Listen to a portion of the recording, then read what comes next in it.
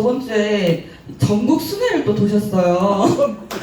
그래서 이제 너무 바쁜 일정 가운데서 또 강의 자료도 준비하시느라고 고생하셨는데 우리 힘찬 박수로 맞이해드리면서 박수 부탁드립니다. 이렇게 와이드하게 안 나오거든요. 2주일 동안 목사님이 19군데를 도셨어요. 19군데를 했는데 내가 16군데를 참석을 했습니다. 근데 이제 2군데 빈 거는 내가 그날 오래전에 맡아뒀던 강의들이 몇 개 있어가지고 그래서 교장 선생님들 강의 시간으로 5시간 했습니다. 한 팀은 3시간, 한 팀은 2시간. 그리고 또 그 기도회에 가서 밤 12시에 가서 밤 1시 반까지 하나 하고 그래서 하여간 나는 20몇 개 했어요. 지난 2주일 동안에 강의를 전하는데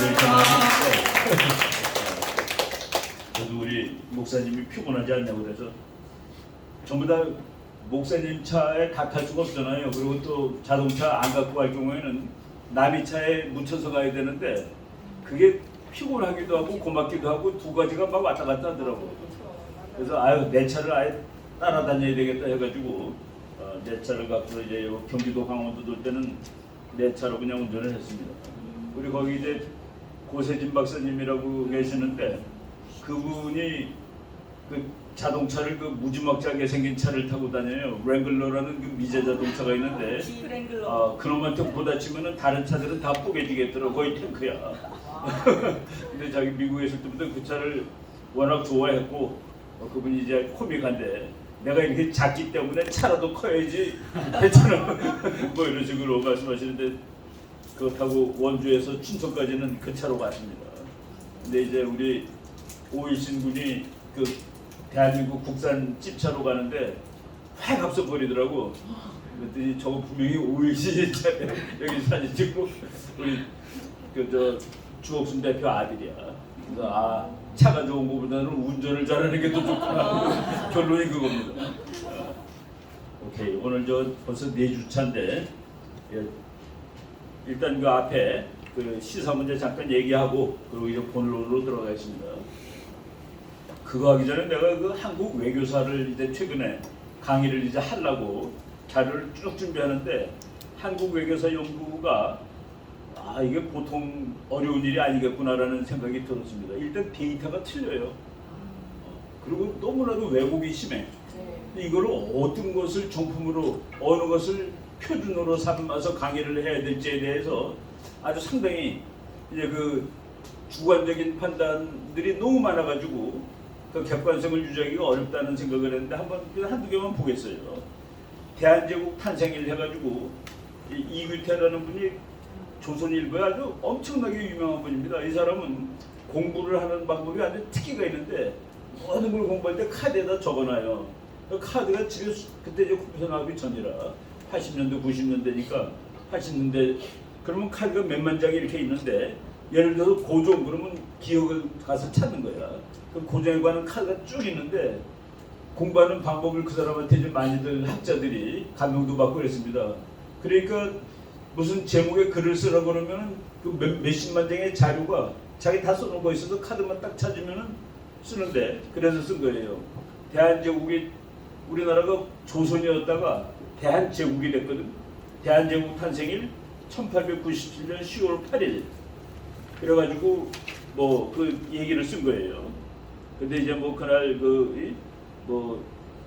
꿈자리도 숭숭했고 그 고종이 꿈을 꿨는데 자기가 황제가 되기 전날 옛날 어느 왕이 나타나서 옛날의 풍습을 다 버리면 안 된다. 그리고 홀현이 사라졌다. 라고 이렇게 얘기하고 또 개화파인 박용호가 말 타고 가다가 말에서 이게 직접 떨어졌습니다. 그날의 광경을 목도한 한 외국인은 세계 사상 이토록 즐겁지 않은 황제 즉위식은 전에도 없었고 후에도 이게 아마 없을 것이라. 그러니까 황제가 되는 날인데 하나도 기쁘지 않았다는 그 얘기입니다. 근데 이것도 이제 다른 데 나온 자리예요. 그 옆에 1897년 10월 12일 4일이 틀리네.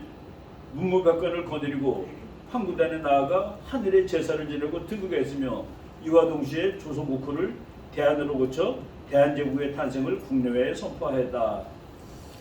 이거는 분위기가 좀 유쾌해요, 그죠? 날짜 틀리고 분위기가 유쾌하다. 이거 어떤 것을 기준으로 삼아야 되겠나? 우리 뭐 이때 살지 않았으니까. 예. 이게 고종 황제의 사진입니다. 황제인데 이거 어느 나라 오신 줄 아세요? 러시아 겁니다. 그때는 이제 러시아, 근데 제국을 만들어 준 거는 일본입니다. 이게 참 그 애로사항이 많은 거예요. 고종에 대해서, 고종은 황제가 즉위된 것과 타이도, 타이 자기 뜻이 아니에요. 상투도 타이에 의해 잘렸다. 예, 상투 안 쓰고 있죠, 아까 사진에. 그런데 고종은 양식을 즐겨 먹었다. 그래서 양식 전문 요리사도 갖다 놓았다. 가베다 역시 좋아했다. 가베가 커피입니다. 커피를 좋아해서 혼자서도 즐기고 손님들하고 같이 먹었다. 근데 키가 작은데 무성하지 않은 수염과 턱수염, 수염이 몇 개밖에 없어요. 체질 허약, 몸집은 유달리 비만, 대단한 근시, 그런데 품위상 보기 흉하다 등으로 안경을 쓸 수 없었다. 잘 보이지가 않는데 왕이 어떻게 안경을 쓰래서 못 썼다. 딱하게 이럴 데 없었다. 이유태스가 쓴 겁니다. 이거는 한겨레 신문 2019년 1월 23일 이제 죽은 지 100년 되는 날이에요. 5척가량의 키에, 그러니까 키가 작은 건 맞아요. 153이니까. 몸무게는 18관 850, 70kg 정도의 체중으로. 그러니까 이건 뭐 비만이죠. 노인이나 근시도 없었던 그는 너무 근시가 심해서 안경을 써야 되는데 왕이라서 못 써서 애통했다라고 쓴 거가 있고, 대단한 노안이나 근시도 없었던 그는 서거졌나. 이거는 또 여기 사적인 판단이 들어갑니다. 고종은 아마도 독살당했을 것이야. 일본 놈이 죽인 거야. 라는 그 가지고서, 그러니까 건강했던 사람이, 근시도 없었고 노안도 없었던 사람이. 그럼 여기서 우리는 어떤 걸 택해야 되나요? 그래서 두 권 읽었는데 세 권째를 또 봐야 됩니다. 근데 세 권 가지고도 안 되고, 이런 스토리들이 너무 많아요. 그래서 내가 이거 100년밖에 안 된 얘기인데 이렇게 날짜가 틀리구나. 예를 들어서 병인양요가 1866년인데 그 중에서 종족산 성전투라고 그래가지고 강화도 전투인데 한국이 이겼습니다. 프랑스한테. 그래서 대원군이 야 이거 서양 놈들 아무것도 아니구나 하고서 더욱 쇄국 정책을 하는 계기가 되는 거예요. 근데 그 날짜가 뭐 서울대학교 교수가 쓴 거하고 또 다른 책을 보면 한두 달 차이가 나. 그 종족산 전투는 하루 이틀 아니겠습니까? 해봤자. 근데 그게 어떻게 한 달씩 차이가 나요? 하나는 9월 며칠이고 하나는 10월 며칠로 나옵니다. 야 이런 것들이 내가 이제 그냥 읽을 때는 뭐 그 안 따지고 읽었는데 요거를 정리해가지고 교육용으로 써야 되겠다 하다 보니까 그 시간 이런 거가 중요하거든요. 그래서 소련이 일본화대에서 선전포고한 날이 8월 9일 새벽 0시입니다. 핵폭탄이 떨어진 후예요. 핵폭탄을 맞은 일본은 이제 시체입니다. 시체에다가 선전포고를 했는데 그 날짜가 예를 들어 며칠 틀려보세요. 핵폭탄 받기 전에 소련이 만약 선전포고를 했다 그러면 핵폭탄이 터진 후하고 완전히 얘기가 달라지는 겁니다. 그래서 하루 이틀이 대단히 중요한데 우리나라 근현대사의 날짜가 이렇게 이렇게 많은 문제가 많구나 하는 것을 지금 준비하면서 지금 찾아내고 있는 중입니다. 요거 엊그제 조선일보에 나온 거예요. 해외금 일사 이준 할복자서는 대한매일신보의 가짜 뉴스였다. 이준 열사가 가서 그 만국평화회의에 가서 이제 조선을 지금 일본이 점령하려고 그런다는 걸 호소하려고 그랬는데 들여다보내주지도 않고 그래서 화가 나서 할복자살을 했다. 근데 할복자살 아닙니다. 할복자살 아니고 그리고 분노해서 죽었다라고 한국에서 했대. 이건 틀리니까 할복자살은 분사하였다. 분노도 아니라고 지금 거기 나옵니다. 그때 신문은 그날 해외에 있는 신문은 뭐 무슨 대장이 탈이 나가지고 죽었다. 이것은 자살이나 뭐 정치적인 죽음이 아니다라는 식으로 기사가 있대요. 그리고 우리가 배우기는 우리 초등학교 선생님이 그랬습니다. 그 사람이 너무 분해서 칼로 배를 갈고 창자를 집어 던졌다. 그래서 우리는 그게 가능한 줄 알았죠. 어떻게 칼로 배를 가면 창자를 꺼내? 그럴 수 있는 사람이 있어요. 그러니까 우리가 이제 그렇게 배웠는데 역사를 감정으로 한 것이죠. 근데 이제 이거는 고쳐지는 겁니다. 가짜 뉴스였다. 이런 것들이 책으로도 최근에 나왔습니다. 나오고는 그 책을 쓴 사람은 보통 용기가 있는 사람은 아니에요. 이런 것들을 우리가 이제 고쳐 나가자라는 그 말씀을 드리겠습니다. 우리가 그 지난주에 낸시 펠로시가 이제 제일 큰 사건인데, 낸시 펠로시가 이제 미국으로 다시 돌아가가지고 이제 그다음에 일어난 일들입니다. 낸시 펠로시 대만 방문 이후 미국과 중국의 입장이 어떻게 달라지고 있느냐? 제가 그 유튜브로 2개를 올렸는데, 낸시 펠로시 방문 통쾌했다 1, 2 그러나 전략적이지는 못했다라고 했는데, 지금 이제까지 지나온 상황으로 봤을 때 모욕을 중국이 심각하게 받는 것 같습니다. 그리고 이 상황이 그러니까 우리가 겉으로 보기에는 더 이상 심각해지지 않아요. 중국이 분노를 어마어마하게 했는데 그 분노를 표출하는 것이 그냥 물고기가 죽은 정도지, 뭐 바다에 포가 떨어져 물고기가 죽을지 모르죠. 그 외에 인명피해는 없는 수준의 반항을 했고, 놀랍게도 미국 군함이 이제 문제가 해결돼서 그러고 철수했습니다. 한국군함이 저로 갔어요 다시. 도우는 게 아니라.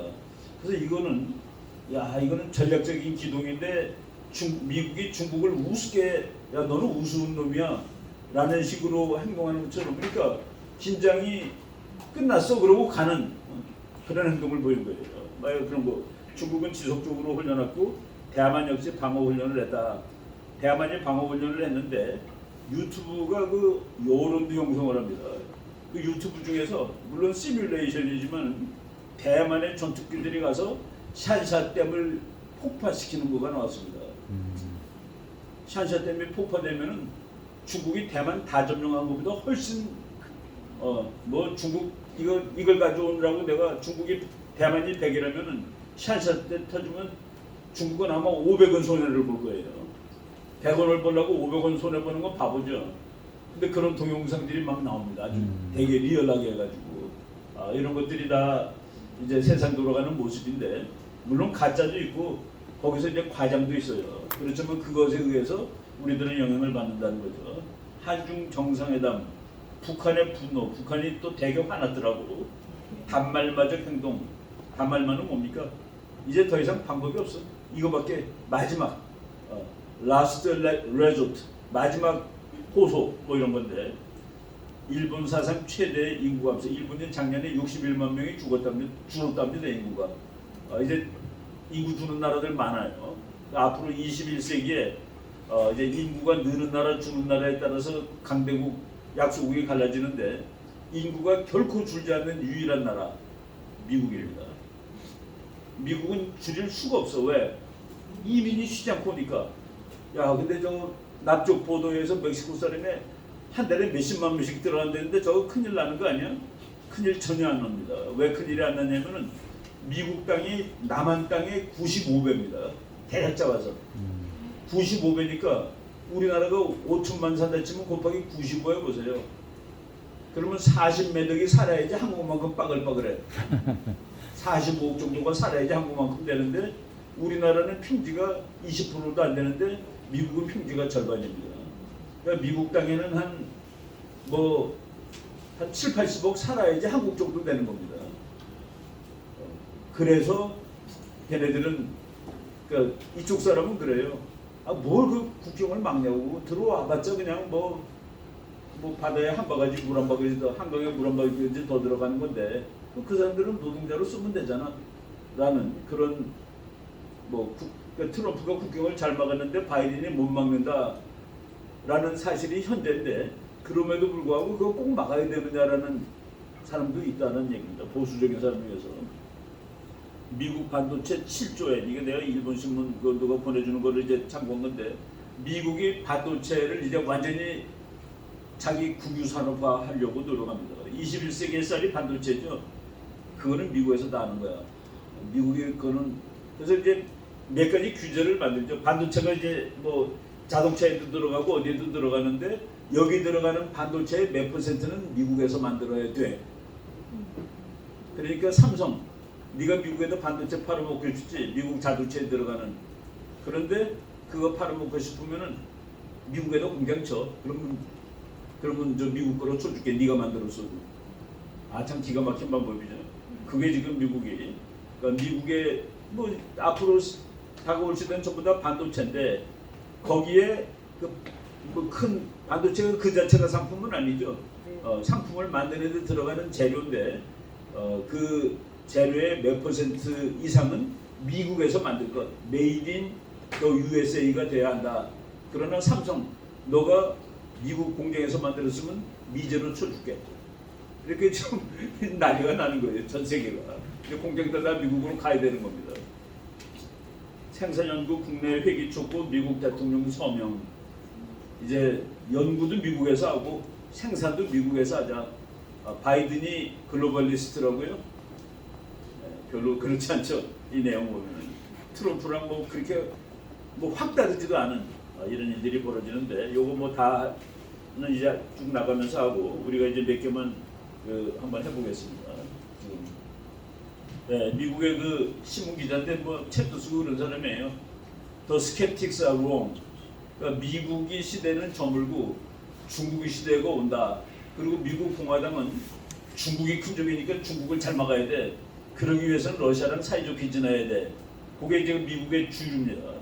미국의 민주당은 아니야. 그래도 소련이 더 나쁜 놈들이야. 러시아가 더 무서워. 러시아를 잘 막아야 돼. 유럽에 관심을 가져야 돼. 우크라이나 도와줘야 돼. 그 두 가지 설이 있는데 둘 다 틀렸다 이거예요. 둘 다 이 사람들은 스캡틱스 회의론자들이야. The U.S. can confront both China and Russia. 미국은 중국과 러시아를 동시에 맞짱 뜰 수 있어. 두 놈은 같은 놈들이고 미국은 둘을 다 맞짱을 뜰 수 있어. 이게 8월 10일 날 8월 4일 날 논문입니다. 낸시 펠로시가 대만 간 다음 날 논문이에요. 그러니까 지금 미국의 그러니까 공화당은 중국이 중요해. 중국을 막아야 돼. 저쪽은 러시아가 더 큰 적이야. 근데 이제 뭐 그 이유는 중국은 미국과 거래를 하면서 정치가들을 부패시켰습니다. 돈을 주고 정치가들을 샀어요. 근데 그 산 사람들이 민주당이 많아. 공화당보다. 바로 그런 거죠. 근데 지금 미국은 뭐 이건 뭐 일 기자의 개인 견해지만은 그래도 그냥 권위 있는 기자입니다. Chaos on the Heaven, 하늘 아래의 대란, 천하대란이죠.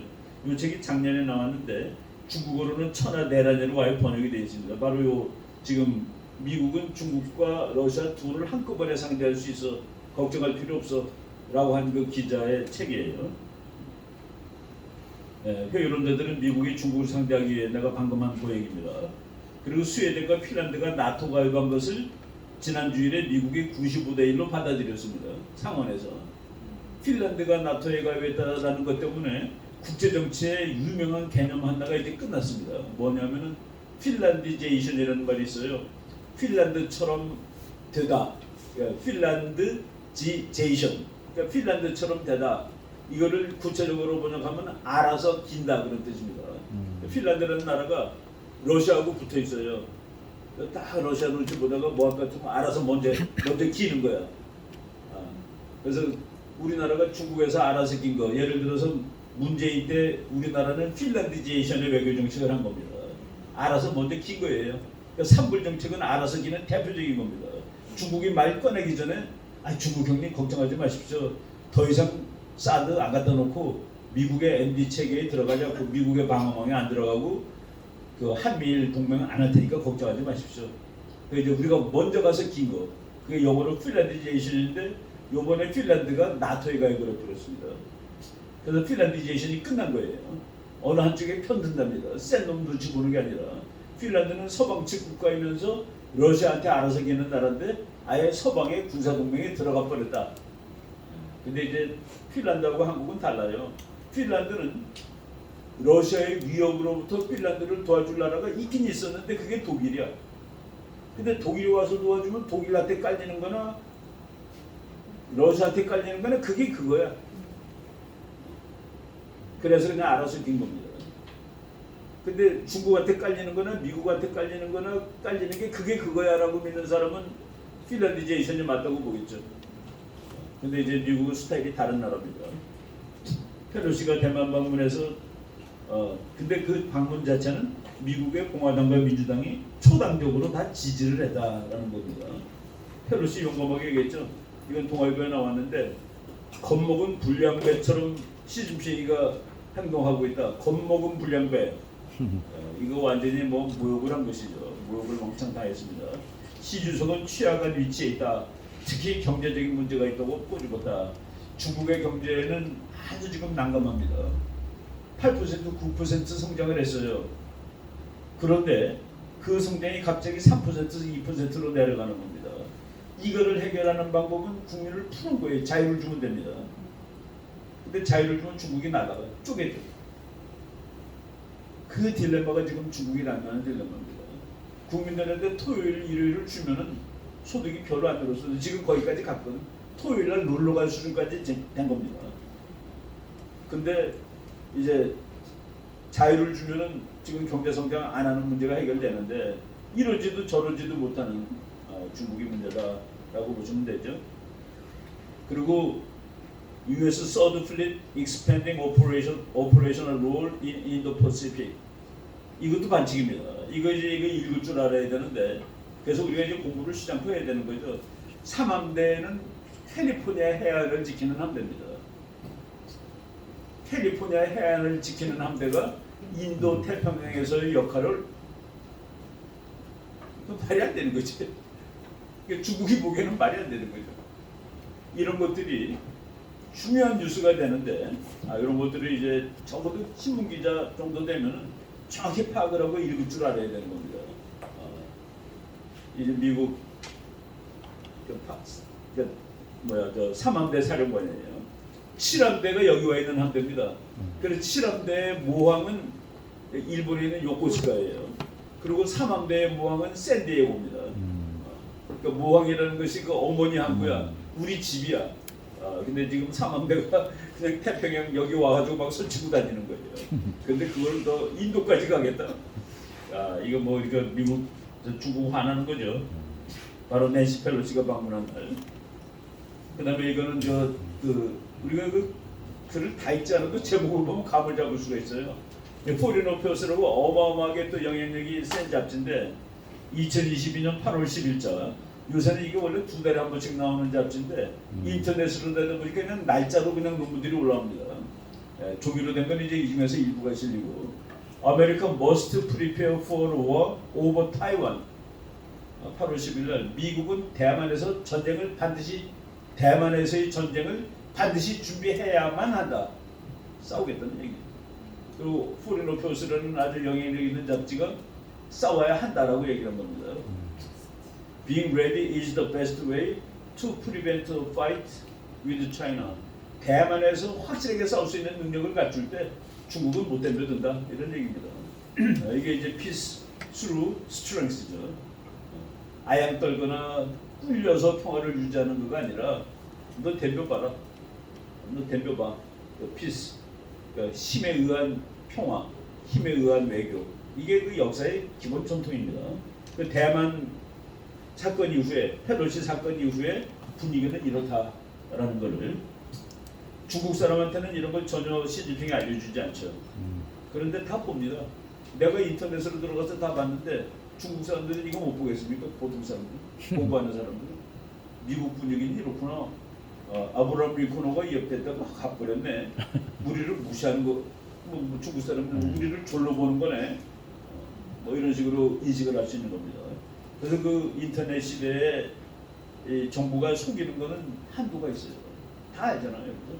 우리 옛날에 이 인터넷이 되기 전에 외국에서 사람들이 오면은 김포공항에서 잡지를 다 뺐었습니다. 타임지 같은데 뭐 사진들 험악한 거 나거든. 광주 이런 거는 나요. 그리고 여기서 잡지가 한국으로 오는 거 그런 까만 거를 먹으러 지워서 배파하고 그랬는데 뭐 보지 말라고. 근데 뭐 지금 뭐 다 보는데 이제 지금 독재국가의 그 한도죠. 8월 8일 날 박주민 외교부 장관이 왕이 외교부 장관 회담을 위해 중국 산동성 칭다오로 출국했다. 나는 내가 외교부 장관이었으면 안 갑니다. 장소를 바꿔달라. 북경에 조대로 해달라. 항상 거기서 하는 거 아니야? 미국 대통령, 영국 수상 오면 조대에서 만나는 거 아니야? 내가 대통령의 특사 자격으로 가는 곳인데 거기서 만나겠다라고 했어야 됩니다. 다음번에 너를 부를 때는 평택으로 부르겠어 그래야 되는 겁니다. 왜? 칭다오가 우리나라로 치면 평택이니까 무슨 의미냐? 중국 북양함대 사령부가 청도에 있습니다. 그러니까 북양함대 사령부에다가 바로 지도로 여기에요. 칭다오. 이 동네가 아주 고약한 동네인데 비행기 타고 여기까지 오는데 1시간이면 오는데 보통 나는 뭐 여기서 한 번 타봤는데 한 3시간 걸려왔어요. 왜냐하면 비행기가 2시간 못 떠서 못 뜬 이유가 뭔지 아세요? 대한항공인데 지금 중국 공군이 훈련하기 때문에 뜰 수 없다. 중국 공군이 막 하늘을 날기 때문에 니네 여객기 뜨지 말고 기다려. 이럴 개 같은 일이 어디 있습니까? 2012년 여름에 일이었습니다.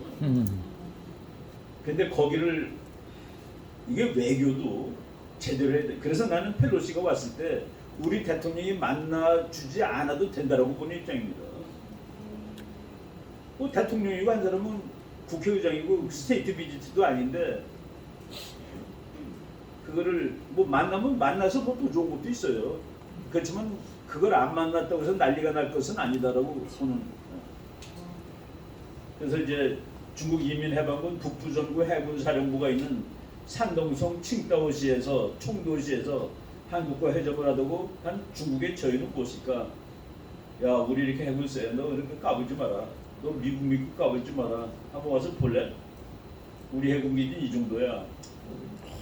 우리 해군이 갔다 와서 나한테 그럽니다. 교수님 중국 군함은 깡통이에요. 깡통. 미국 군함에 비하면 깡통이라고 그러거든요. 미국 군함 보면 부럽다고 그러는 해군 장교들이 중국 배 한번 보고서 깡통이라고 와서 얘기를 전달해 줬습니다. 뭐 그동안에 또 늘어났겠지만은 다른 나라는 안 느는가? 다른 나라도 다 더 좋아지. 뭐 남은 가만히 있고 니만 좋아지네. 그리고 한번 발전한 경우에는 발전 속도가 더 빠릅니다.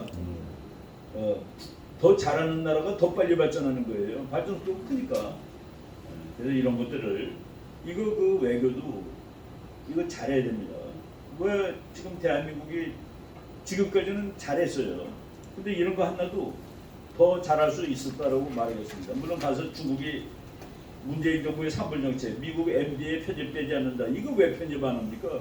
MD가 뭐예요? 미사일 디펜스거든. 세계에서 미사일 디펜스가 제일 센 나라가 미국입니다. 아 거기 끼면은 남이 우산을 빌려준다는데 여기 왜 안 들어가? 아, 난 우파 정부가 우리 걸 만든다고 생각하면 어이가 없습니다. 아니 큰 우산 씌웠는데 거기 들어가면 되지. 중국이 화낼까봐? 북한이 화낼까봐? 한국형 뭘 한국형을 해? 내 개인 연구는 그래요. 일본은 당장 들어갔죠 MD에. 그다음에 사드 추가 배치 노. 아니 이거는 북한의 미사일의 숫자에 따라서 변경되는 거지.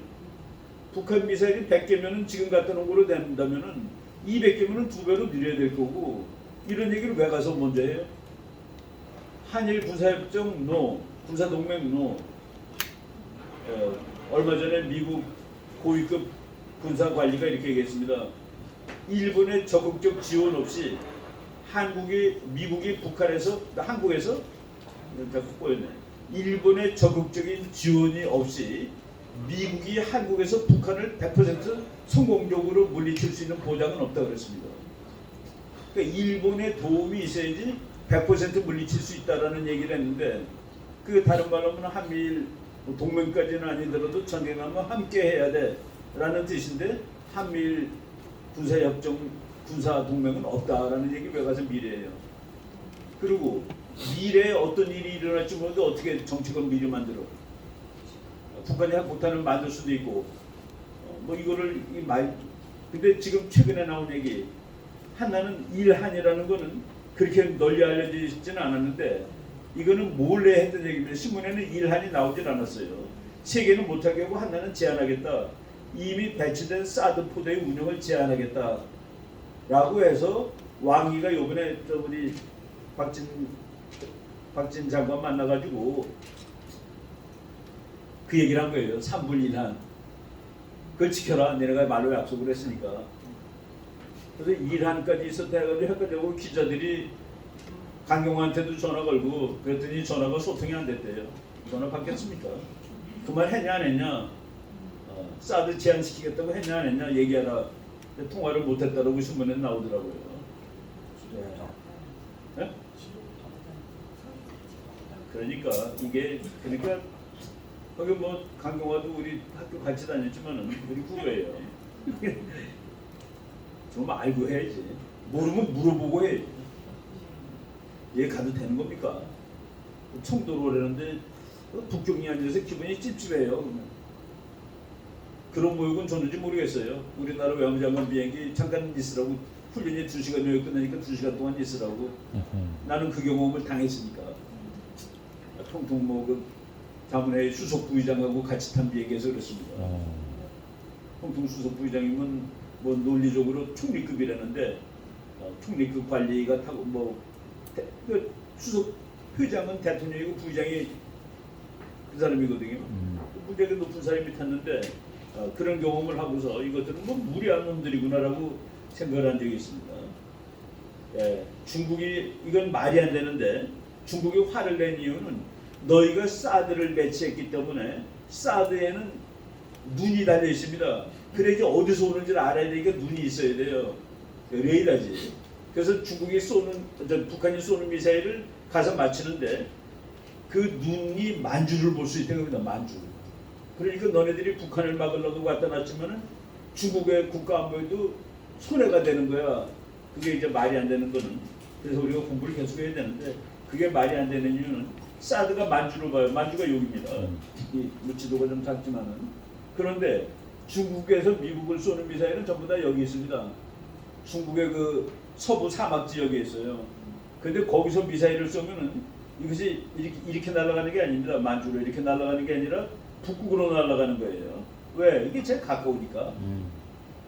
그래서 만주로 날아가질 않아요. 중국의 미사일이 미국으로 갈 때 만주를 날지 않습니다.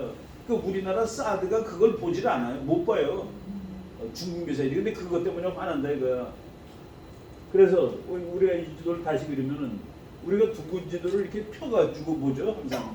그래서 이 지도를 보면은 중국에서 미국으로 가는 미사일이 만주로 날아가네. 근데 내가 만주를 보니까 우리가 큰일 나잖아. 그런데 실제 지도는 이거다 이겁니다.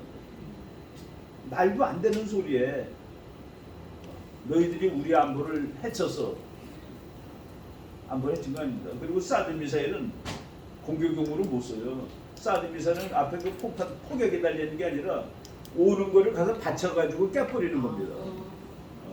물론 그거 맞으면 죽지. 뭐 사람이 조금 옆에 떨어지는 거 맞아도 죽는데 그거 맞으면 죽지만 그게 폭탄이 아니 폭발을 하는 게 아니다 이겁니다. 근데 그거 땅에 떨어지면 그거는 뭐 땅 파이겠지 아무래도. 그냥 팍 터져가지고 건물이 붕괴되거나 그런 미사일은 아니에요. 근데 이걸 중국의 국가 안보를 망쳤단 말이야. 그러니까 가서 비실비실하고 참 이런 얘기. 내가 중국 학자한테 너 솔직히 말해라. 자기도 안 돼요. 뭐 알지 다 알지. 알 사람은 알죠. 나도 아는데 중국의 그 미국하고 소련이 싸울 때도 지도로 보면은 미국 미사일이 이렇게 날아가고 소련 미사일이 이렇게 날아가는데 그렇지 않습니다. 전부 다 북극으로 날아가는 거예요. 미국 건 이렇게 날아가고 소련 건 이렇게 날아가고. 나 북극으로 날아가는 겁니다. 캐나다 거쳐서 미국 가는 거예요. 태평양으로 가는 게 아니라 우리 뉴욕에서 비행기 타고 북극으로 해서 서울로죠. 왜? 그게 제일 가까우니까. 지구본으로 보면 그게 직선입니다. 이런 걸 우리가 정확히 알자라는. 이거는 뭐 몇 년 전에 기사지만은 그 신석구 박사라고 이제 그 동아일보 기자예요. 386 정치인들에게 중국의 등을 돌릴 때가 되었다라고 해가지고 이게 2022년이네. 그러니까 금년 2월이군요. 이게 올림픽 할 때입니다. 이 사람이 재미있는 말을 써서 중국은 패권국인데 꼬르만 놈이라 꼬르만 패권국가. 이 꼬르만이라는 단어가 국어로 있나요? 하여간 뭐 조잡하고 뭐 째째하다 그런 뜻 같아요. 쪼잔한. 뭐 알아 이거야. 뭐 중국에 앞서면 반칙이고 김치도 중국 거고 한복도 중국 거고 아직 80년대를 사는 듯 보수 진영을 맹렬히 비난하던 옛 386 정치인들도 이 친구 386입니다. 중국 비난에 한 목소리를 내고 있으니 자주된 친중의 프레임이 다시 가동되고 있는 것으로 보인다. 예. 그리고 현실주의 정치학의 관점에서 보면 이 기자가 직접 쓴 겁니다. 중국도 미국도 패권을 추구하는 강대국이다. 맞아요. 미국이 자유주의 이념과 제도 문화로 자비로운 패권을 추구하는 척이라도 한다면 이것까지 우리가 맞다고 볼 수 있습니다. 중국은 여러 면에서 그 수준이 떨어진다는 현실을 깨닫는 계기가 됐길 바란다. 그 같은 패권이라도 꼬름하다. 이제 이 친구가 그뭐 운동권이었는데 내가 잘 모르겠는데 그 올바른 글을 써서 인용을 했습니다. 문제의식은 심심해서 읽은 책 같아요. 짱깨주의의 탄생. 짱깨주의. 중국을 아주 비하하고 중국을 적대시하는. 근데 이 책은 김희교라는 교수가 중국을 비하면 안 된다. 뭐 나는 국제정치학 쪽으로는 황당한 책인데 뭐 무슨 평화가 서로 말해서 우리 다 사이좋게 지내고 그건 유치원생들이 하는 얘기죠. 사이좋게 지내고 뭐 그런 얘기하려면 국제정치학 배울 필요 없어요. 왜 사이좋게 지내지 않는가를 배우는 거니까 우리는 사이좋게 지내는 것이 옳다. 옳죠. 싸우는 것보다는 평화가 좋고 그건 다 아는데 그거 아니라 우리나라 그 시사인이라는 이것도 뭐 좀 좌파적이죠. 2021년 5월에 이 책에서 이 자료가 나옵니다. 한국인의 중국에 대한 호감도는 26.4%다. 국민의 4분의 1이 중국에 대해서 괜찮다라고 생각을 한대요. 미국을 좋아하는 사람은 57.3%, 2배가 넘죠. 일본이 28.8, 북한이 28.6. 여기서 아주 재미있는 통계가 나오는데 4강 중에서 제일 싫은 게 중국, 두 번째로 싫은 게 북한, 세 번째로 싫은 게 일본, 그리고 미국은 50% 넘으니까 좋다예요. 참 우리나라 국민들이 그래도 판단을 맞게 하는 것 같아요. 중국이 1등으로 싫어. 그다음에 북한이 2등으로 싫고 지난 5년 동안 친중 종북의 시대를 살았는데 놀라운 얘기죠. 그러니까 국민들이 그러니까 저 사람들도 자기네의 그 선전이 그렇게 잘 먹히지는 않았다고 판단할 것 같아요. 그렇게 중국이 중요하고 북한도 괜찮다 했는데 제일 나쁜 나라의 중국을 적이라고 인식한 20대는 무려 62.8%. 젊은 층이 중국을 더 싫어합니다. 그 젊은 층이 또 일본을 되게 좋아해. 일본 만화 좋아하고 놀러 간다는 거서 일본 간다고 그러고 그것도 아주 묘해요. 뭐 그것도 한번 분석해 볼 필요가 있는 건데 특이한 것은 진보 진영의 반감이 보수 진영보다 높았다는 점이다. 이건 뭘까? 왜 그럴까? 아마도 북한하고 관련된 건데 중국이 북한을 아주 못되게 굴어요. 도와주지도 않고 중국인이 우리나라 기업 주식을 매입 허용하면 안 된다가 70절 미리나 나와요. 이거는 보통 반감이 아니거든요. 그런데는 우리 주식사가 보통 반감이 아닙니다. 이런 것들이 이 책의 아까 이제 이걸 하면서 이건 안 된다. 이게 바로 짱깨주의다 여기입니다. 짱깨주의. 우리 고영근 변호사가 쓴 사람이 짱깨주의잖아. 우리 나도 짱깨주의에 포함되는지 모르겠습니다. 자, 펠로시 오기 바로 전날 일어났던 일이죠. 산불 정책, 미한일 군사동맹 반대 이거 문재인 정부가 다 했는데 윤석열 정부는 산불 정책이 중국과 외교적으로 합의한 것이 아니다. 안 지키겠다라고 얘기를 한 겁니다. 그리고 전임 정부 산불 정책은 새 정부에서 효력이 없다. 이건 올바르게 얘기한 거예요. 낸시 펠로시 오기 전날 이렇게 얘기했기 때문에 요걸 근거로 한다면은 중국이 압박을 놓기 때문에 낸시 펠로시를 대통령이 못 만났다라고 하는 거는 좀 아니답니다. 보세요. 그 사건이 중국이 제일 분노하는 거를 이렇게 얘기해 버렸죠. 북한은 중국을 한국보다 더 싫어한다. 북한도 중국을 엄청 싫어합니다. 그래서 김정은이가 일본은 백년숙적, 중국은 천년숙적이라고 해가지고 공무원들 지침, 교육 지침에 이걸 교육시키라고 했는데 제목이 중국은 천년숙적, 일본은 백년숙적이라는 것이 있었어요.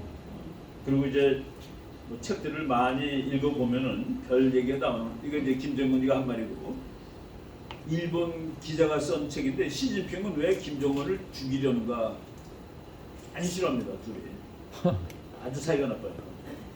뭐 여기 물론 그 내용들이 다 나오는데 중국의 대북조선 기밀 파일 중국 사람이 한국과 북한을 얼마나 싫어하는가라는 얘기인데 이 책을 중국 사람이 썼는데 중국 정부가 출판을 못하게 해서 일본에서 먼저 나온 책입니다.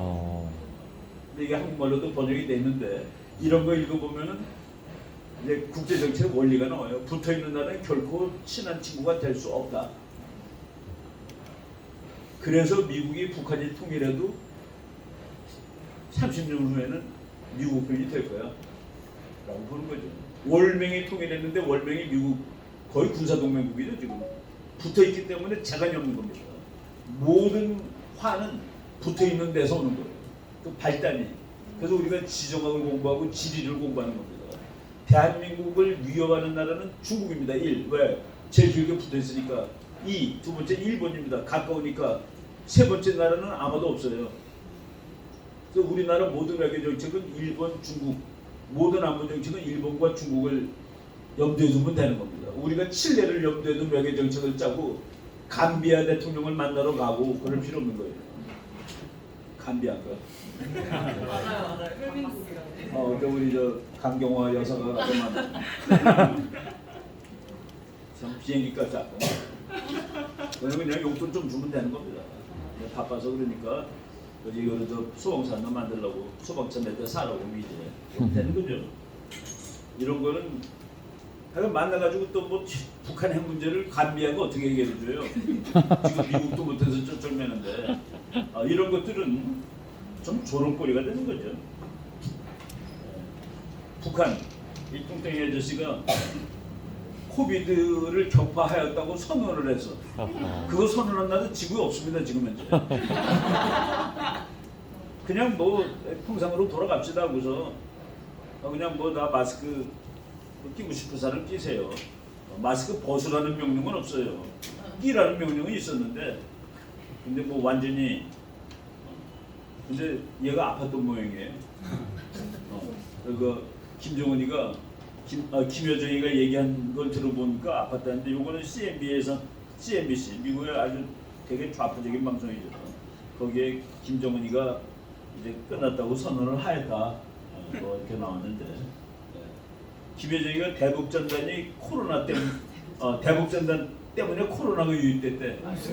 얘 과학은 뭔지 아세요? 코로나가 처음 발생한 것이 휴전선 지역이래. 코로나가 처음 발생한 것은 북한의 A급 호텔입니다. 그래서 경상도로 식급을 한 거예요. 그놈들이 뭐냐면은 중국 사람들이 서울 올 때는 조선 호텔이나 롯데 호텔은 안 가요. 중국 관광객들이 가는 호텔들 있잖아. 그런데 북한을 가게 되면은 우리나라로 치면은 조선 호텔을 중국 사람이 북한에 가는 거예요. 그 조선 호텔은 북한에서 제일 높은 놈들이 들락거리는 겁니다. 그러니까 직격탄은 그때 맞은 거예요.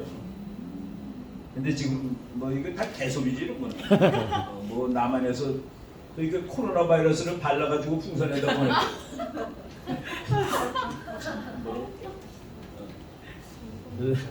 아니 이거 뭐 어이가 없어. 강력한 보복성 대응을 해야 한다고 좀 뭐 어떻게 대응할지 모르겠습니다. 북한이 코로나 남한에다 쏠지 모르겠네. 코로나 19이 남쪽에서 보낸 삐라와 화폐, 너저런 소책자 조그만 책들 있죠. 공산주의 나쁘다는 책들. 물건 짝들 때문이라고 여기서 저건 안 썼어요. 요번에 제일 많이 보낸 거가 타일랜드입니다.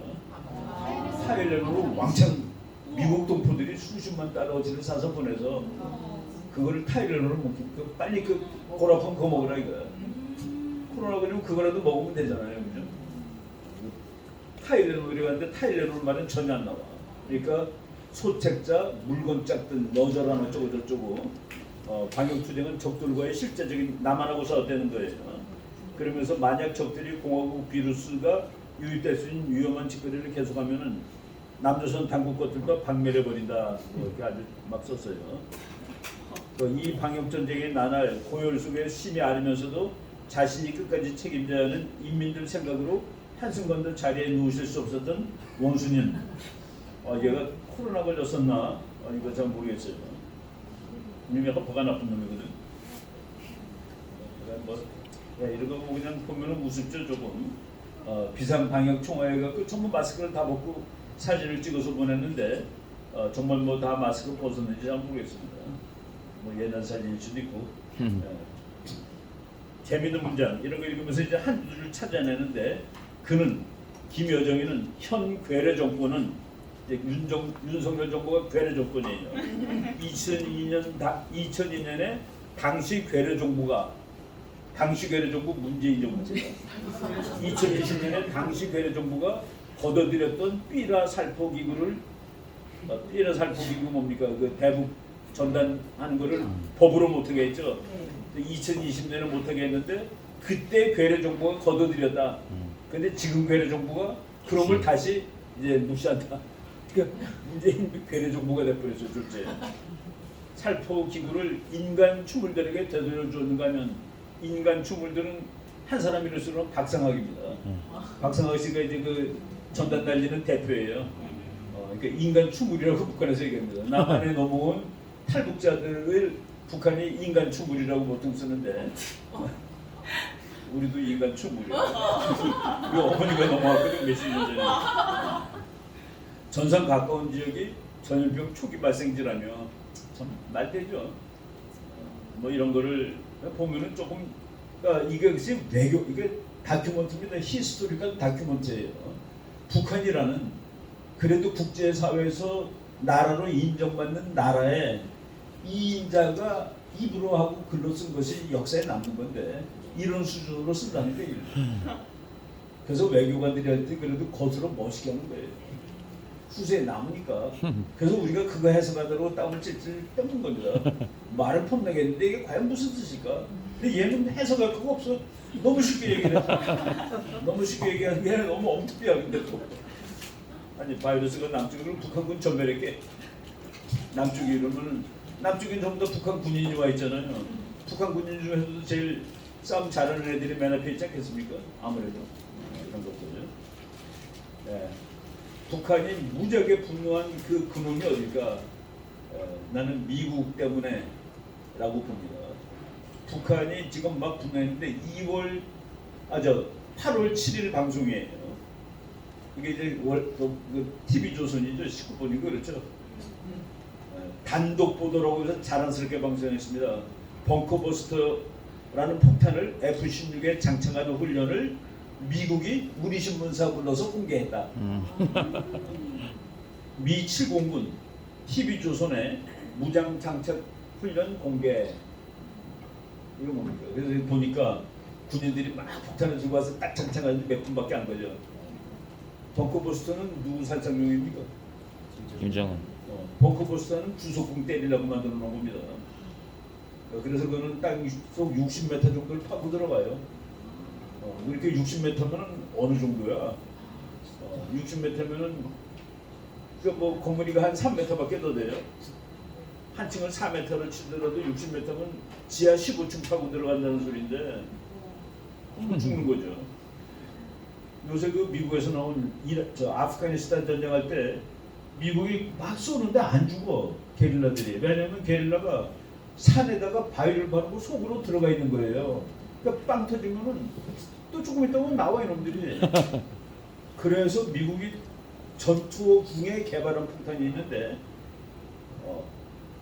소모 마릭이라고 대신에 난뭐 물량 소모가 열 그리고 VARIG 소모 마릭 웨폰이라는 걸 만들었는데 그거 뭐냐면 미국 공군이 아세요? 그 뭔지?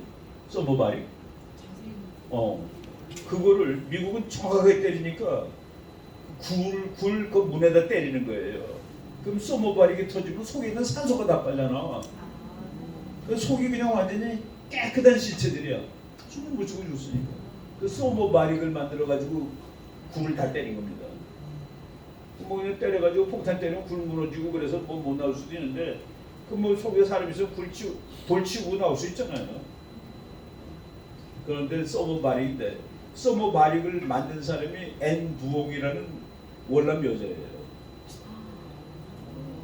그래서 소모바릭 했다고 앤 부옥 박사랑 인터뷰를 하는데 앤 부옥이가 자기가 월남에서 도망온 여자예요. 미국 와서 이제 무기 만드는 학자가 됐는데 자기는 자유가 얼마나 소중한지를 알아서 이것을 빨리 만들었다고 얘기했더라고. 참 그래요. 그런 일이. 그런데 벙커버스터는 뭐 벙커 부스터는 아무래도 독재자 살상용으로 만든 거죠. 벙커가 뭡니까? 뭐 지하 벙커 해갖고 전쟁 지휘소죠. 또는 피난소. 벙커를 버스타는 무기다. 이거를 훈련 공개를 8월 7일날 방송했는데 8월 6일날 했을 거예요. 아마도 이 훈련을. 낸시 펠로시 왔다 가지. 뭐 미국 분함들 매일 저 서해바다 들어오지. 비행기를 매일 뜨고 난리지. 근데 뭐 이것도 보여주고 난리지. 죽겠다, 난 미치겠다 하는 그 얘기. 나는 그거에 분노라고 봅니다. 저것들이 자꾸 와 있으니 내가 마음 놓고 길거리를 못 다니잖아. 피해가 있어야 되니까. 바로 이런 일들이 지난 일주일 동안 일어난 일입니다. 결국 우리가 한마디로 하면 역시 힘은 있어야 되겠다. 힘. 그리고 국제 평화를 유지하는 것은 소프트한 정책이라기보다도 그리고 모든 그 국가들의 행동에는 다 의미가 있다. 여러분 하나라도 왜 칭다오로 올라왔을까? 왜 북경이 아니라 북경에 우리 북한에서 보면 무슨 초대사라고 있죠? 우리나라도 오면은 대통령이 문으로 되는 저쪽은 그 남산 옆에 있는 호텔 있죠. 미국 대통령 항상 거기서 묵어요. 힐튼. 하얏트. 그게 그 경호하기가 제일 좋대요 거기가. 그런 몇 가지 룰이 있습니다. 예를 들어서 미국 카터가 와가지고서 나는 하얏트 안 가. 오산기지에 내리고 헬리콥터 타고 이사단으로 갔어요. 그러니까 이거는 대한민국에 대한 아주 처절한 모욕입니다. 와서 대한민국 호텔에서 자주는 것이 또 그런 얘기가 되는 거예요. 외교관들이 서로 만나면은 길이 좁을 땐 양보를 안 해요. 네가 피해, 네가 빼게. 그래서 심지어는 길을 넓히고서 그러고 이렇게 갑니다. 그런 것이 외교사에 왕왕 나오는 얘기인데 그런 얘기를 모르면은 뭐 그냥 네가 먼저 들어가. 국제정책 네가 먼저 들어가 없습니다. 내가 먼저 들어갈 거야는 있어요. 예, 오케이. 조금 이제 또 쉬고서 오늘 이제 1호로는 들어가겠습니다. 영원한 친구라는 것도 잘못된 거예요. 그리고 미국이 이를 버린 적도 없고 우리가 이제 그걸 잘 활용해가지고 물론 약한 놈이 센 놈을 잘 활용하기는 어려워요. 그러니까 뭐 말을 혼나게 용미 그러는데 작은 놈이 큰 놈을 마음대로 쓸 수 있으면 뭐로 큰 나라가 되겠어요, 그죠? 출석. 토요일 날 비 오는 날, 이 더운 날, 이 정도면 대단히 좋은 거예요. 여기 오면 시원하게. 네? 여기 오면 시원하게. 이제 본론을 하겠습니다. 내가 그 시사를 하는 거는 이반은 그래도 다 대학교 2학년 애들이 아니기 때문에 그래서 그 세상 돌아가는 거하고 엮어서 이렇게 그 말씀을 드리고 있는 거예요. 근데 이제 또 파트 2는 대학교에서 이제 정외과에서 강의할 때 하는 그 스타일이 좀 유사합니다. 국제 정책의 주요 연구 대상은 당연히 국가죠. 근데 요새는 국가보다 힘이 더 센 개인들이 나와요. 오사마 빈 라덴은 벵글라데시보다 세다. 마치 그놈이 국제 정치에 미치는 영향은 대단하잖아요. 삼성은 필리핀보다 GDP가 더 많다. 알으셨어요? 삼성이 생산하는 돈, 그러니까 삼성의 매출액이 필리핀의 GDP보다 높습니다. 그러니까 한 회사가 웬만한 나라보다 더 큰 거라. 내가 미국 유학 갔을 때 우리나라보다 위에가 포드 자동차야. 정말 좌절되더라고요. 뭐 그 도서관 같은 자료들이 많아서 내가 그냥 막 그 자료 보는 게 너무 재미있어가지고 이것저것 막 따보는데 그냥 나라하고 회사하고 막 큰 순서대로 썼는데 우리나라 위에 포드 자동차가 있어. 야, 우리는 미국의 큰 회사, 미국의 자동차 회사보다도 돈이 적은 나라구나 이런 식으로 생각했는데 지금 대한민국보다 돈이 더 많은 회사는 없습니다. 그러니까 아니 이제는 뭐 다 앞세고 근데 삼성이 우리 회사 제일 큰데 필리핀보다 위다. 그러니까 그래서 또 국제 정치의 연구 대상에 회사가 들어갑니다. 다국적 기업들 그거는 중요한 연구 대상이 있는 거예요. 그래서 인간도 공부하고 오사마 빈 라덴을 해야 되죠. 오사마 빈 라덴, 후세인이라는 망나니를 공부하는 겁니다. 김정은이 공부해야 되는 거고 그리고 이제 미국이라는 나라, 영국이라는 나라, 독일 뭐 이런 거 공부해야 되는 거고 그리고 기업들, 다국적 기업들, 국제정치의 액터, 국제정치에 영향을 미치는 그런 기구들이 많아졌다. 옛날에 국제정치 그러면은 나라와 국제기구만 공부했습니다. 우리 고등학교 일반 사회책에 국제정치 그러면 유엔 얘기만 나와요. 유엔. 근데 이제 뭐 유엔은 지금 별로 금액이 없죠. 근데 역시 그래도 제일 중요한 것은 국가입니다. 국가는 영어로는 뜻이 많아요. country, I love my country. nation, 그 영어로 state, 그리고 land, I love my fatherland. 나는 나의 조국을 사랑한다. 뭐 motherland, 뭐 이렇게 나오죠. country는 문화적인 개념이 들어갑니다. 시골이라는 뜻도 있죠. 그래서 초가집이 딱 모여 있는 거는 코리아라는 country야. nation은 이것은 사람이라는 뜻이 들어갑니다. 사람. 그러니까 뭐 눈이 부팔고 뭐 얼굴이 까무잡잡하고 백인하고 골격이 같네. 네이션, 인도면 인도. 그러니까 네이션, 스테이트라는 것은 법적 정치적 개념의 국가입니다. 랜드라는 것은 이제 자연적 땅. 그래서 그 나라를 표시하는 영어 단어가 조금씩 있는데 그 뉘앙스는 조금씩 다르다. 칸슈리 그러면 역사 문화를 상징할 경우가 많고, 네이션 그러면 사람, 스테이트 그러면 정치, 법, 뭐 랜드, 뭐 땅, 인간, 국가 인간, 민족, 국민. 민족하고 국민은 달라요. 민족도 요새 민족이라는 말을 우리나라 사람들이 되게 많이 쓰는데 민족의 구성 요소는 역사와 문화입니다. 피가 아니에요. 한국 사람이 헷갈리는 부분인데 북한하고 남한은 같은 민족이니까 우리는 잘 지내야 된다.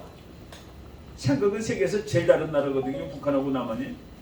생각은 아마 끝에서 있을 거야. 우리는 이쪽 끝에 있었고 뭐 요새는 아니지만은 뭐 예를 들어서 박정희 때 우리나라는 이쪽 끝, 북한은 저쪽 끝이었는데 근데 잘 지내자 피가 같으니까 그럼 우리가 두 번째로 잘 지내야 될 나라는 어디 있습니까?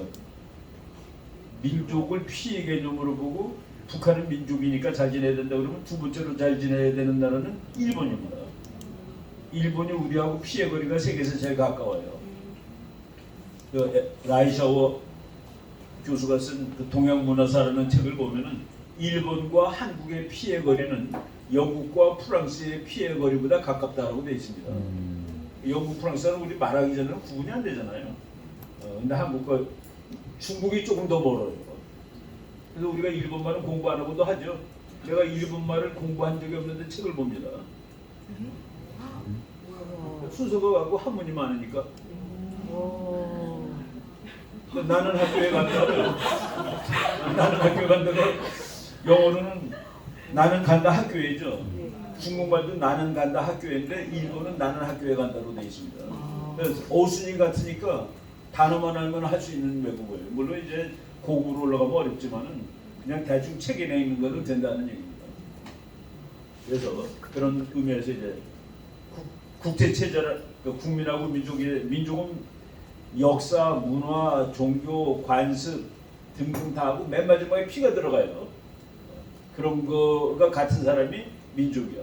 국민은 그 나라에 시민권을 얻은 사람이 국민입니다. 시민권이 있으면 국민이에요. 국민이라는 개념은 다르죠. 시민이라는 얘기도 많이 하죠. 시민. 그렇죠. 국제 체제는 나라와 나라들이 이제 구성돼서 결정되는 것이 국제 체제인데 국력, 전략 이런 것들을 우리가 다 공부합니다. 군사 전쟁, 국제 정치에서 제일 골치 아프고 무서운 게 전쟁이니까 역시 그쪽으로 관심이 많이 가는 거죠.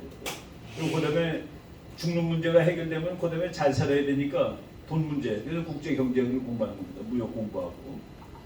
그래서 이제 미국에서 그 국제 정치 공부하는 사람들이 시험 보는 과목이 국제 분쟁 그리고 국제 정치 경제 그거를 제일 공부를 많이 해요.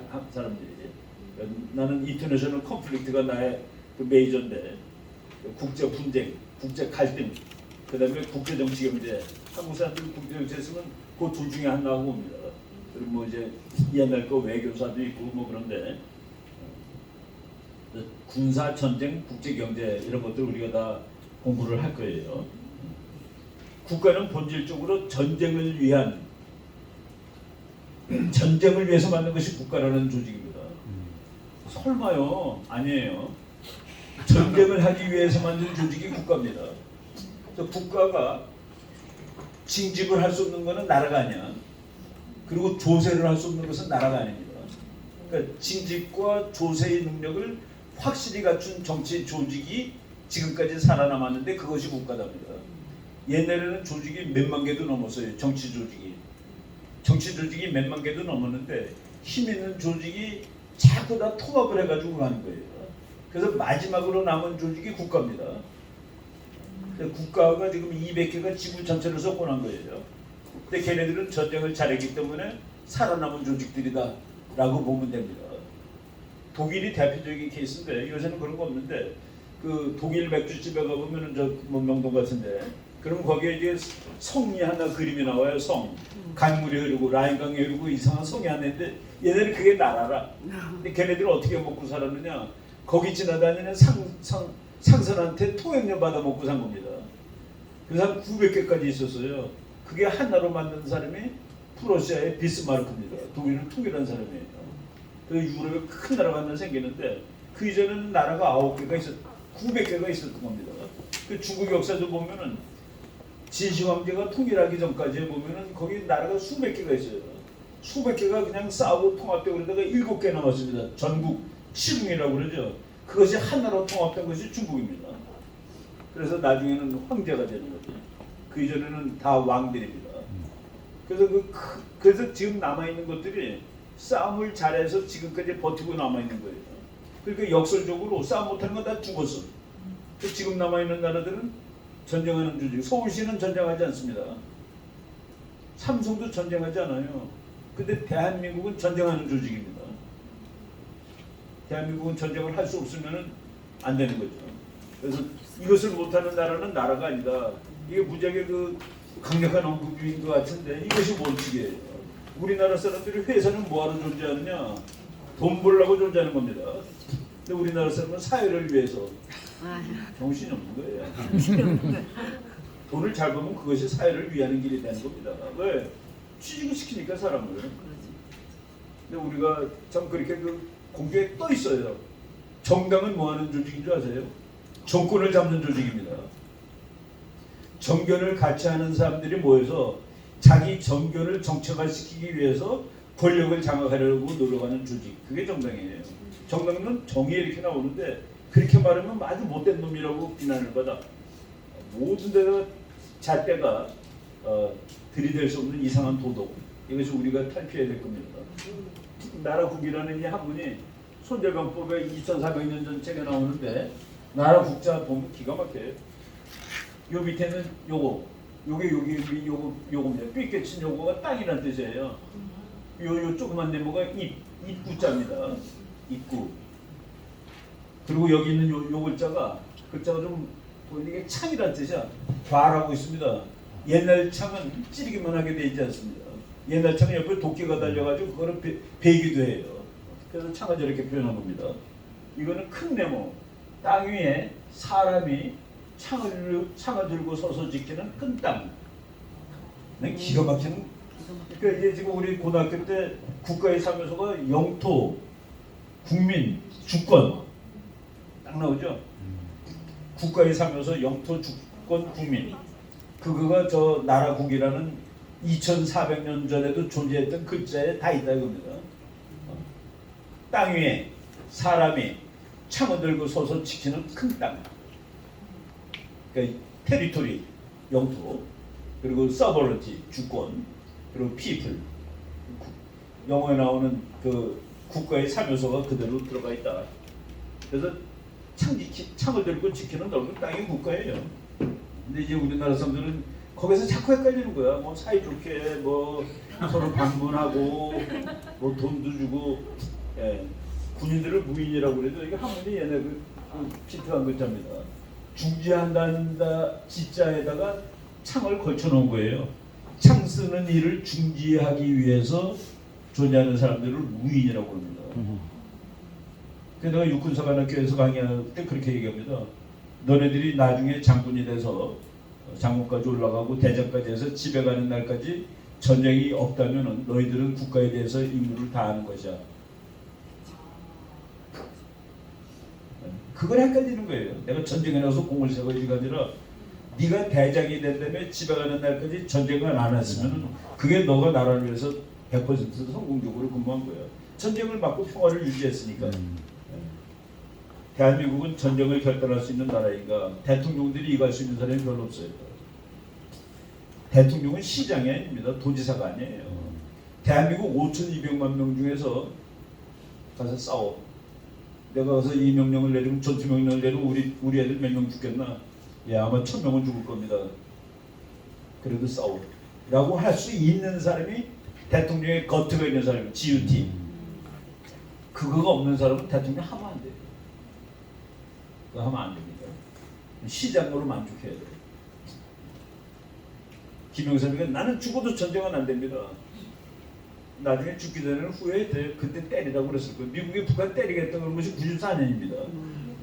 그래서 그때 게임 끝났는데 그때는 중국이 크기 전이고 북한이 300만 명 굶어 죽은 해고 미국은 조금 심심했고 죽어도 안 됩니다. 그게 무슨 폼나는 얘기인 줄 알고 그 사람이 나는 문민입니다라는 것을 그렇게 과시하고 다녔죠. 문민.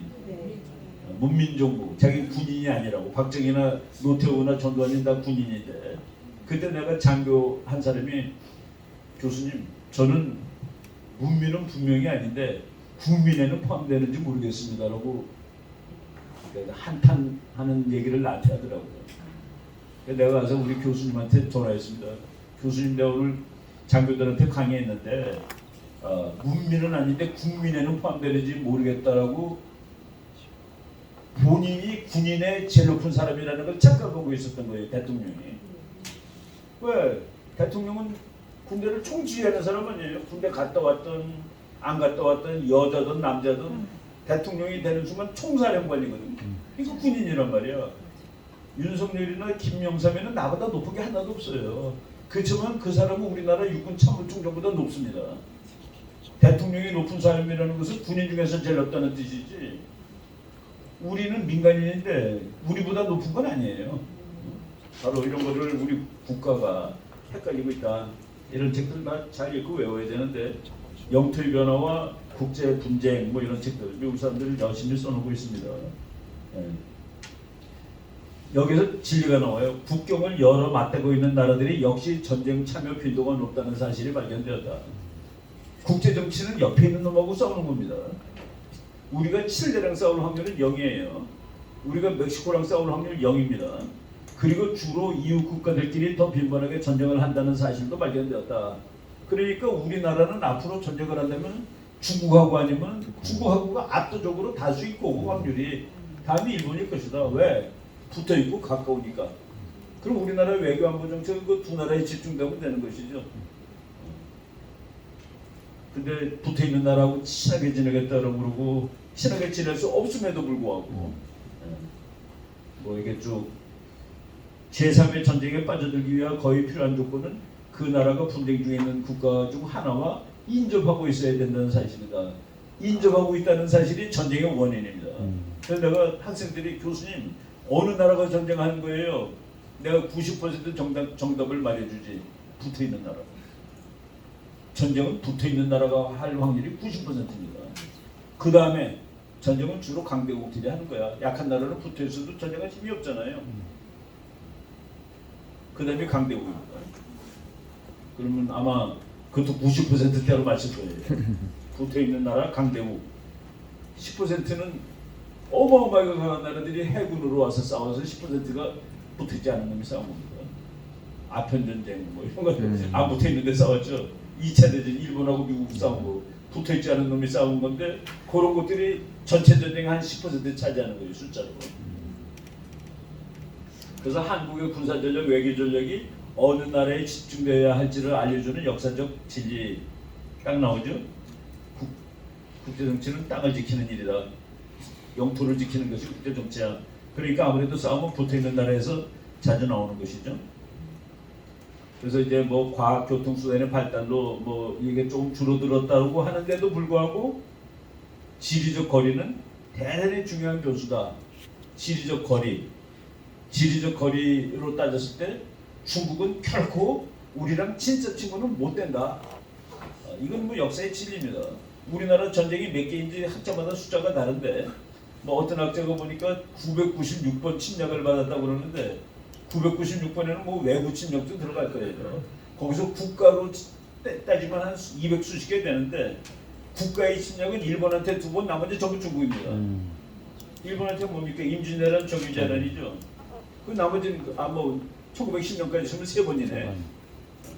그리고 나머지는 다 그럼 중국이 화낼 거예요. 오늘의 중국에 있던 나라들입니다. 나머지는 다. 그러니까 그건 눈으로 말해주는 거죠. 근데 중국하고 잘 지낼 수 있다라고 믿고 걔네랑 친해야 된다. 방법은 있어요. 꾸르면 됩니다. 독립국이 아니면 돼. 이런 거. 영토가 변경된 사례가 1815년부터 1965년까지 140년 동안에 국제정치에서 영토 변경 사례가 770개예요.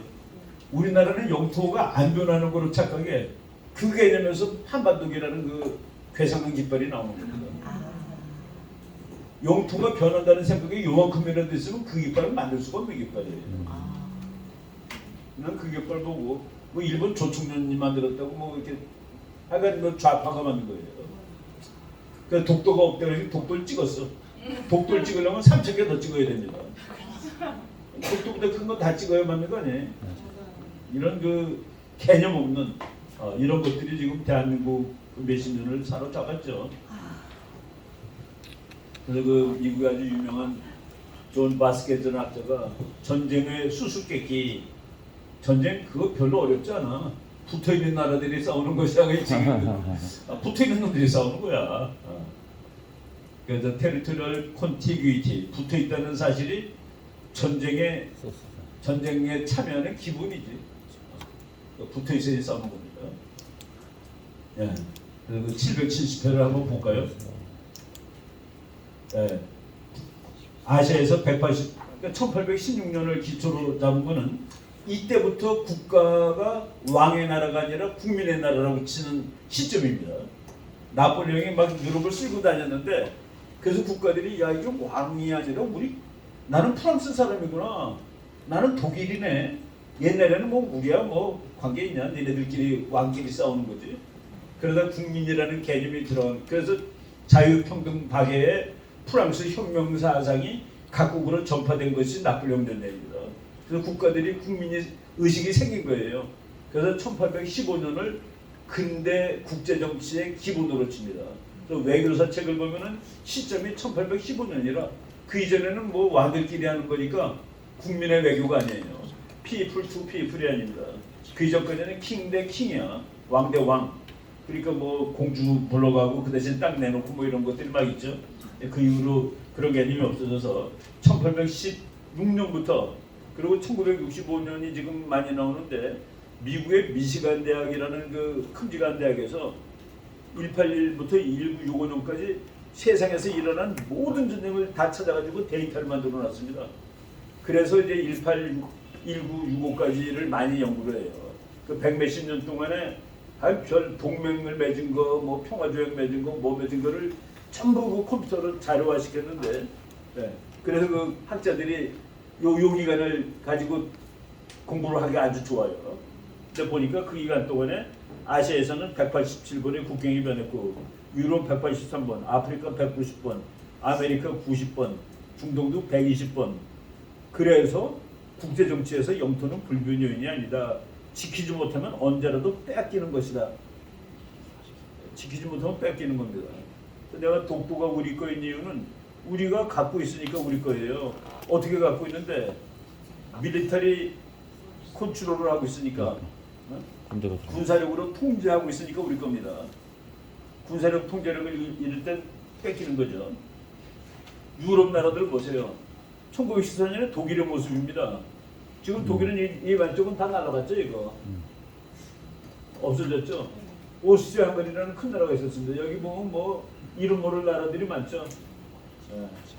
지도가 지금 다 변한 거예요. 이게 대표적으로 이게 변한 거죠. 이게 이렇게 된 겁니다. 독일 여기 뭐 폴란드 생기고 뭐 생기고 많이 생겼죠. 그리고 1990년 소련 망한 다음에 여기 나라들이 우수수 생겼죠. 여기 우수수 생겼습니다. 15개가 한 개가 됐으니까 러시아 되고 뭐 우크라이나도 그때 생긴 거예요. 우크라이나는 30년짜리 나라입니다. 소련 망하면서 생긴 나라니까. 그래서 영토는 휘잡고 변하는 것이다 라는 개념을 알아야 되죠. 여기 핀란드인데 요거 불쌍한 핀란드입니다. 요게. 근데 러시아랑 붙었으니 뭐 차단이 없어요. 그래 형님 알아서 깃게요. 독일이 와서 도와주면 되는데 독일군이 여기가 있으면 러시아가 결코 침략을 못할 텐데 아까 내가 전번 시간 얘기했듯이 독일이 더 무서울 수도 있어요. 오히려. 그러니까 핀란디제이션이라는 알아서 긴다라는 얘기가 나왔는데 우리는 미국이 있기 때문에 알아서 기지 않아도 되는 겁니다. 미국이라는 괜찮은 친구가 있기 때문에 영원한 친구는 아닐지라도 아까 그 기자 말을 보면 척이라도 하는 착한 제국이라는 척이라도 하는 뭐 우리가 양보를 한다 하더라도 말이죠. 우리가 한반도기를 하면은 고구려는 중국이 돼버립니다. 한반도기는 고구려 없죠. 그 한반도기는 그 누가 만든 거야? 중국 사람이 만든 건가? 이게 지금 이렇게 한국해라고 참 자랑스럽게 썼는데 이건 뭐 읽을 줄 아는 사람이 덜 없을 것 같아요. 백제연방구. 예, 그런데 고려 때는 이거라는 것을 누구든지 인정을 해요. 고려 때는 백두산이 우리 산이 아닙니다. 백두산이 우리 민족의 산이 된 것은 일본한테 뺏겨놉니다. 나라를. 그래서 상징으로 만든 거예요. 그 이전까지는 백두산에 올라서 민족이 이런 말 한마디도 없습니다. 왜? 백두산은 우리 산이 아니잖아. 여기 저 천리장성이 있었죠. 고려가 여기까지 있었습니다. 고려. 그 여기는 뭐 그냥 무슨 나라인지 잘 모르. 중국이죠. 중국. 지금의 영토가 얼마나 중요한가. 여기 있는 거 포클란드라는 섬이 있는데 이거 아무리 봐도 아르헨티나 거죠. 아르헨티나 장군이 대장이 먹었어요. 이거를 대통령 돼가지고. 근데 영국의 그 여자 수상이 여기까지 가서 대추 수상이 여기까지 가서 얘네들을 다시 뺐었습니다. 다시 가서 뺐었는데 뺏기 위해서 희생당한 영국 군인 숫자가 포클랜드 주민 숫자보다 더 높아요. 근데 그거를 했다고 바보 같은 놈이네. 가 아닙니다. 여기서 영국이 이걸 뺏으면 영국의 제국은 영국의 위대함이 끝나는 날이 되는 거예요. 영국은 위대함을 위해서 가서 싸운 겁니다. 우리는 늙은 나라지만 아직도 위대한 Great Empire야. 대형 제국이야. 대형 제국. 그리고 뭐 그래서 가서 싸운 거예요. 여기 뭐 양털이 나면 얼마나 더 많이 나겠어요 여기가. 여기 스카브로 모래톱. 이거는 정말 모래톱이에요. 물이 찰랑찰랑 차. 그래서 군인들이 총 들고 서 있는데 바지가 다 젖어. 근데 그거 지키겠다고 또 총 들고 서 있어요. 필리핀이 이거를 몇십 년 총 들고 서 있었는데 냉전 끝났다고 여기는 미군을 내보냈네. 미군 나가. 이제 냉전 끝났으니까 나가.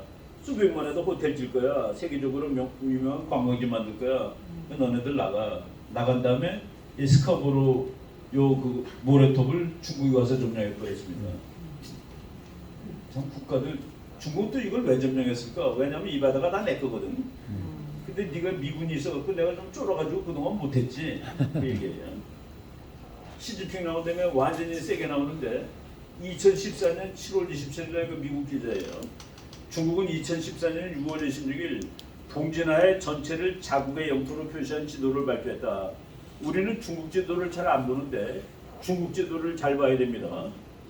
이 전체가 자기 바다라는 게 이 전체가 다. 2014년 6월 이렇게 시진핑 나와서죠. 근데 세상에 이렇게 간단하지는 않습니다. 지금 내가 영토가 얼마나 중요하다는 거 얘기해 주는 거예요. 영토는 국제 정치의 국가의 3요소고 영토를 지키느라고 다 전쟁을 했고 90%는 영토 싸움인데 붙어있는 놈들이 영토 때문에 싸운 것이다. 그 얘기를 하는 거예요. 그런데 이 기사들 보면 이거 2015년이니까 바로 그 시진핑 나오고서 한 3년 됐을 때입니다.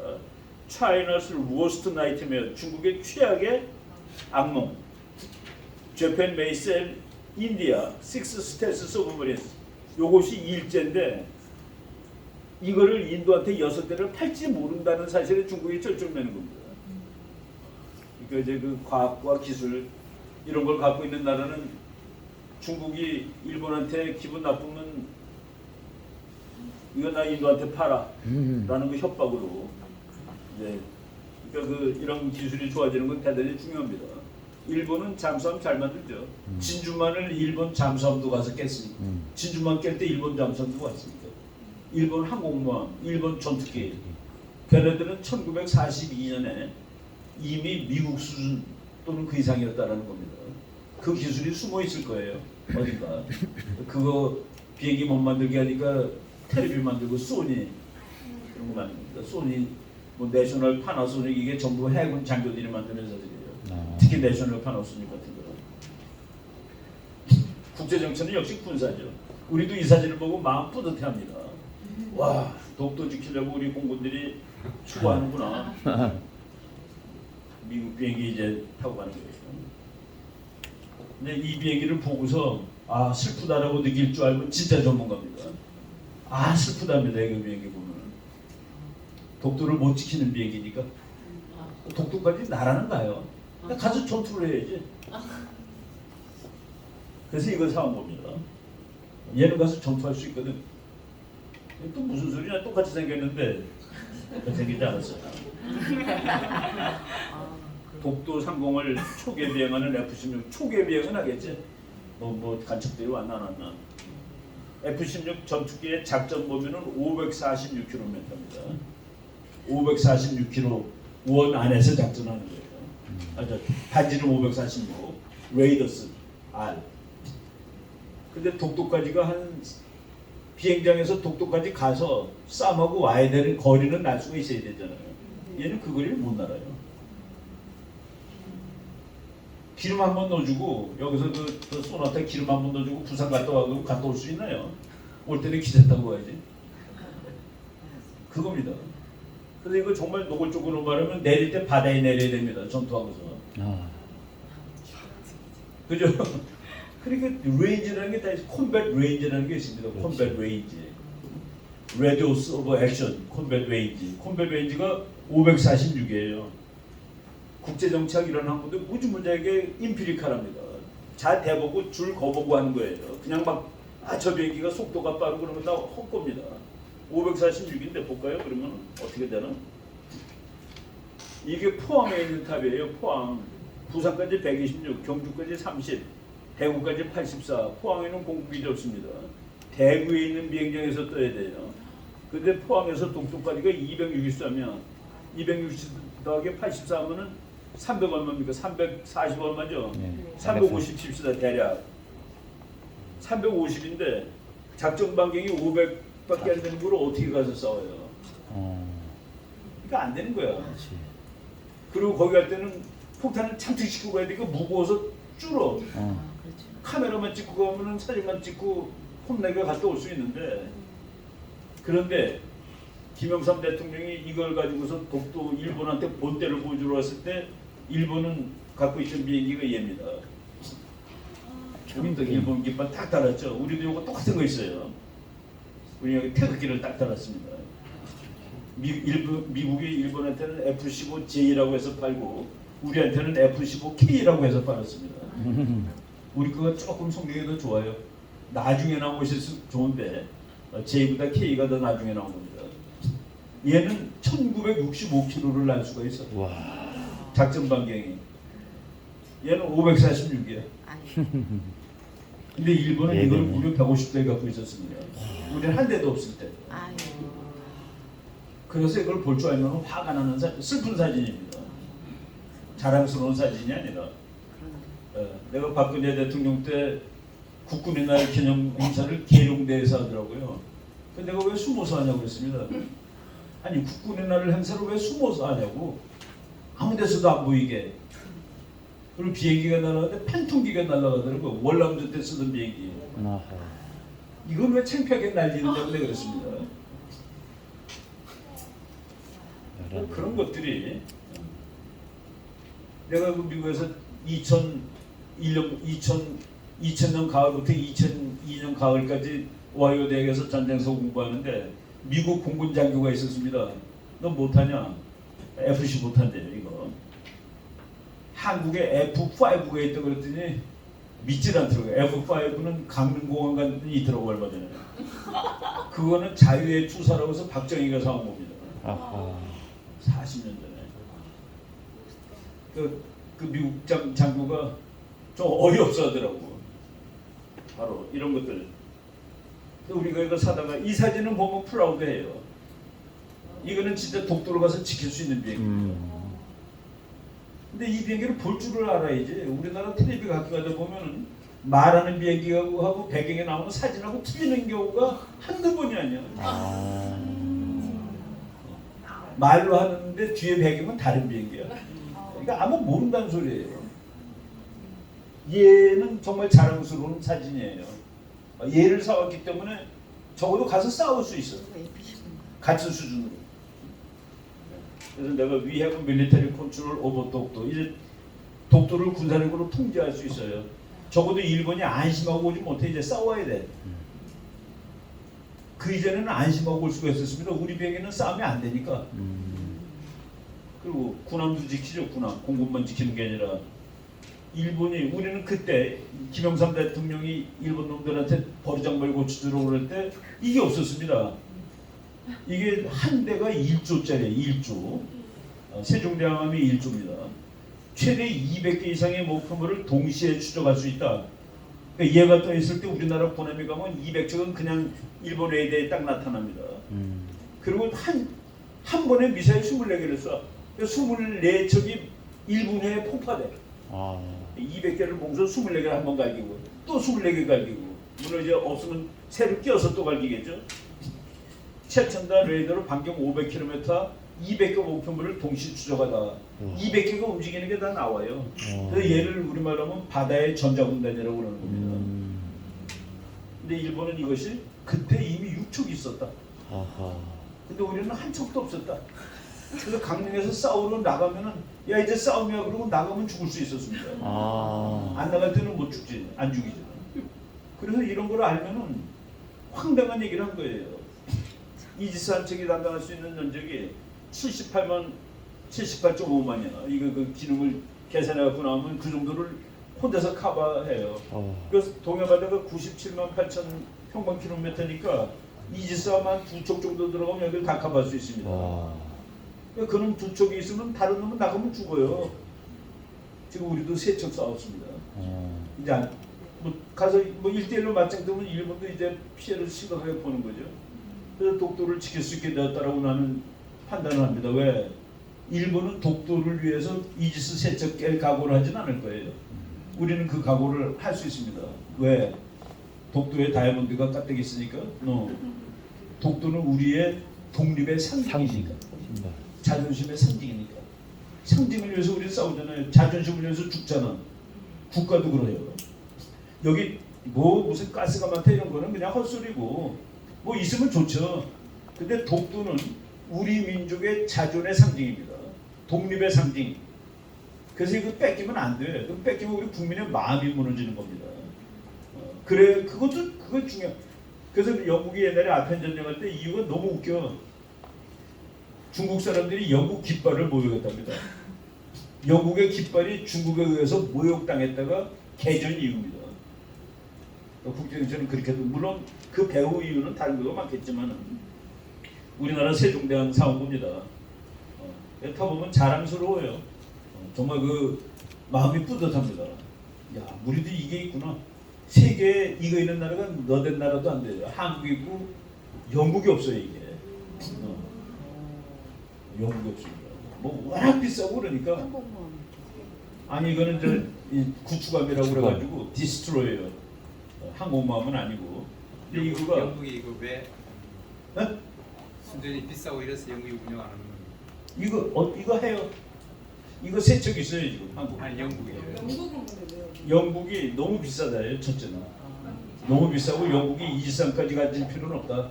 그 동네에서. 필요가 없었어요. 근데 이거를 내가 이지상을 사오자라고 신문에 한번 썼다가 얼마나 공격을 받았는지. 너 좀 미친놈이라는 거야. 미국에서 국제정치 공부하고 뭐 군사 공부한다는 놈이 영국도 안 가지고 있는 이지상을 사오자는 너는 돈놈이냐 미친놈이냐라고 씹더라고요. 근데 이거가 결국은 뭐 우리 학자들도 주장하고 해군도 뭐 나가서 이제 매일 세미나 하고 그래서 결국은 사왔습니다. 그래서 한 대 첫날 만드는 날 이제 이거 만들자고 그랬다가 가장 대표적으로 욕먹은 학자 중에 하나가 나니까 조선일보에서 글을 써달라고. 그래서 내가 썼는데 2007년. 이지삼 한 책에 가슴 벅찬 까닭을 해가지고 제목을 고쳐서 붙였더라고요. 이게 그날 신문에 나온 건데 이지삼 한 책에 가슴이 벅찬 까닭은 젊었네요. 이거 하나 때문에 가슴이 벅차더라고. 젊었네요.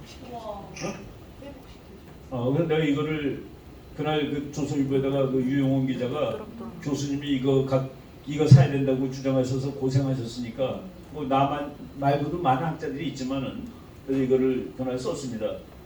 이제 독도에서 싸울 수 있게 되었답니다. 최소한도 일본 대표령 덤벼 나는 그냥 가서 너를 막을 수 있어가 되는 거죠. 우리나라 사람들이 보고 가장 열받는 지도 하나 보여드리겠습니다. 일본에. 이거 보고 열안받는 사람이 없어요. 내가 이제 그 강연을 할 때 지도를 많이 넣는데 다 고쳐갑니다. 고쳐가는 게 아니라 여기를 검은 퍼런 칠해가지고 안 보이게 해서 가요. 근데 어쩌다가 저거를 못 고치고 간다는 반드시 질문이 그게 나옵니다. KBS 앵커맨 하다가 국회의원 하는 그 누구 사람이 다 들은 다음에 교수님 저기 왜 일본 해라는 거 안 고쳐갖고 오셨죠? 그러면 조금 좀 그 기분은 그럽니다.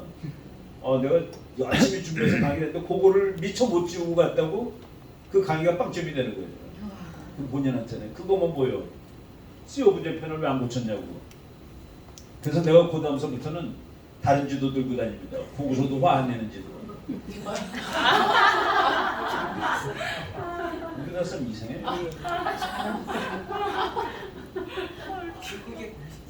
중국의 공식 지도입니다. 저게. 중국의 공식 지도 일본해라고 되어 있습니다. 일본해. 우리나라 사람 중에 동해를 화내는 사람이 황해에 대해서 화내는 사람은 못 봤어요. 이게 동해면 여기 반드시 서해가 돼야 되죠. 서해. 동쪽 서쪽이니까. 근데 일본하고 동해 가지고 가서 싸울 때는 불리합니다. 일본 서해거든. 미국 사람들이 필리핀 가서는 동주국해를 반드시 필리핀 서해라고 불러줍니다. 그러니까 나는 필리핀 편이야. 힐러리 클린턴이 필리핀 서해는 이렇게 얘기합니다. 필리핀의 서쪽 바다, 중국의 동쪽 바다. 그게 동서 이거 가지고 이제 막 그 시비거리가 되는 거죠.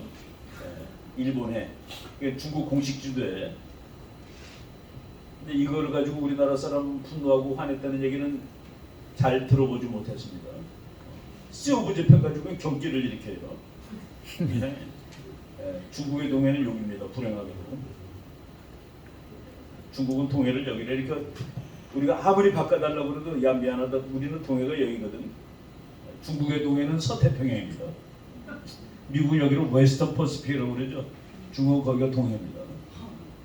이게 이제 국가들별로 그러니까 땅덩어리 가지고 이렇게 난리를 치는 거예요. 그것 때문에 전쟁하고 그러니까 땅 창 들고 지키는 것이 국가다라는 개념이 나오는 것이죠. 그런데 여기 미국하고 멕시코 여기 있는 이 큰 걸프 이름이 뭡니까? 걸프 오브 멕시코. 이거를 걸프 오브 아메리카라고 주장하는 사람은 아무도 없습니다.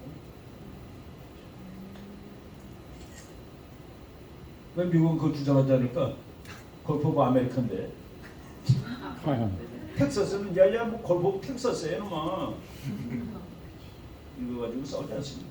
영국과 프랑스 사이에 있는 해역은 잉글리시 채널입니다. 난 뭐 프랑스 사람이 그거 프렌치 채널로 바꾸자는 사람이 있었는지 모르겠어요. 근데 그 지도에는 잉글리시 채널로 되어 있습니다. 과거에 세력이 막강했던 그 상황을 유지해서 사용하는 거 아닌가요? 뭐 그거 바꾸자고 그러니까 그거를 힘이 세지면은 그것이 문제가 안 되잖아. 힘이 약하니까 그것이 항상 괴롭고 자존심으로 남는 겁니다. 빨리 힘을 세게 해야 되죠. YS가 이제 이 사람이 나는 참 대표적으로 국제 정치에 무능한 대통령으로 치는데 IMF도 터지고 그랬죠. 중국 사람 만나가지고 이번 기회에 일본의 버르장머리를 고쳐놓겠다 그래갖고 단호한 대일 외교 우리 국민들이 되게 좋아했습니다. 그래서 뭐 이제 일본이 한국한테 뿔렸다. 뭘 뿔리긴 뭘 뿔렸어요. 곤방 말했죠. 그때 거기까지 가서 싸울 비행기가 우리는 F-16이고 일본 F-15였다는 거. 일본은 이지스가 6척이나 했었고 우리는 0이라는 거. 지금 우리나라가 F-15 60대인데 일본은 150대에서 220여 대로 밀렸습니다. 그리고 우리가 이지스 3척, 0에서 3척으로 늘었는데 일본은 이제 8척 될 겁니다. 일본이 그냥 아예 2판 4판이다. 뭐 피 아무리 흘려도 독도 내 거예요. 그러면 일본이 뺏어갑니다. 우리가 뭐 일당 100으로 싸우지 않는 한. 근데 뭐 이렇게 폼을 잡았어요. 그래서 국민들이 박수 쳐주고 그랬습니다.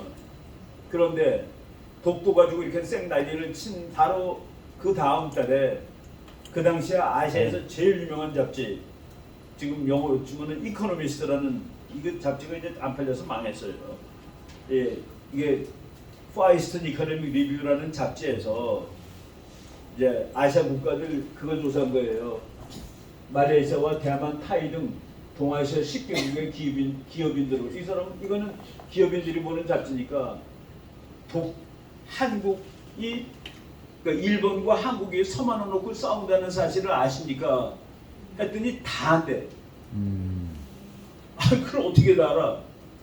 우리가 저쪽 칠레하고 뭐 페루가 무슨 손 가지고 싸운지 알아요? 모르지. 아마 싸우는 사람이 있을지 모르죠. 그런 거 관심이 없거든. 근데 이제 다 한대. 한국과 일본 사이에. 왜? 전 세계에 이 사진이 나갔거든요. 전 세계에 나간 사진입니다, 이게. 이 사진. 이게 전 세계로 나간 사진이에요. 미국 뉴스에도 나가고. 그러니까 세계 사람들이 와, 한국하고 일본하고 심각한 갈등이 있구나라고 이해를 한 거예요. 그리고 그게 조그만 선 가지고도 이렇게 싸우는구나. 그런데 누구 거라고 생각하니? 다 아는데 거기서 기가 막힌 데되면 나옵니다. 말레이시아 대만 기업인들은 각각 66.7%가 일본 거 같다. 오스트레일리아는 58.8, 인도네시아 55.6, 필리핀 54.5, 홍콩 50. 이 독도는 일본 땅이라고 대답을 했습니다. 이 여론조사에서. 왜 그렇게 생각하시나요? 바늘로 찌르는 것이 한국 같아 보여요. 그러니까 왜 그래요? 망한 겁니다.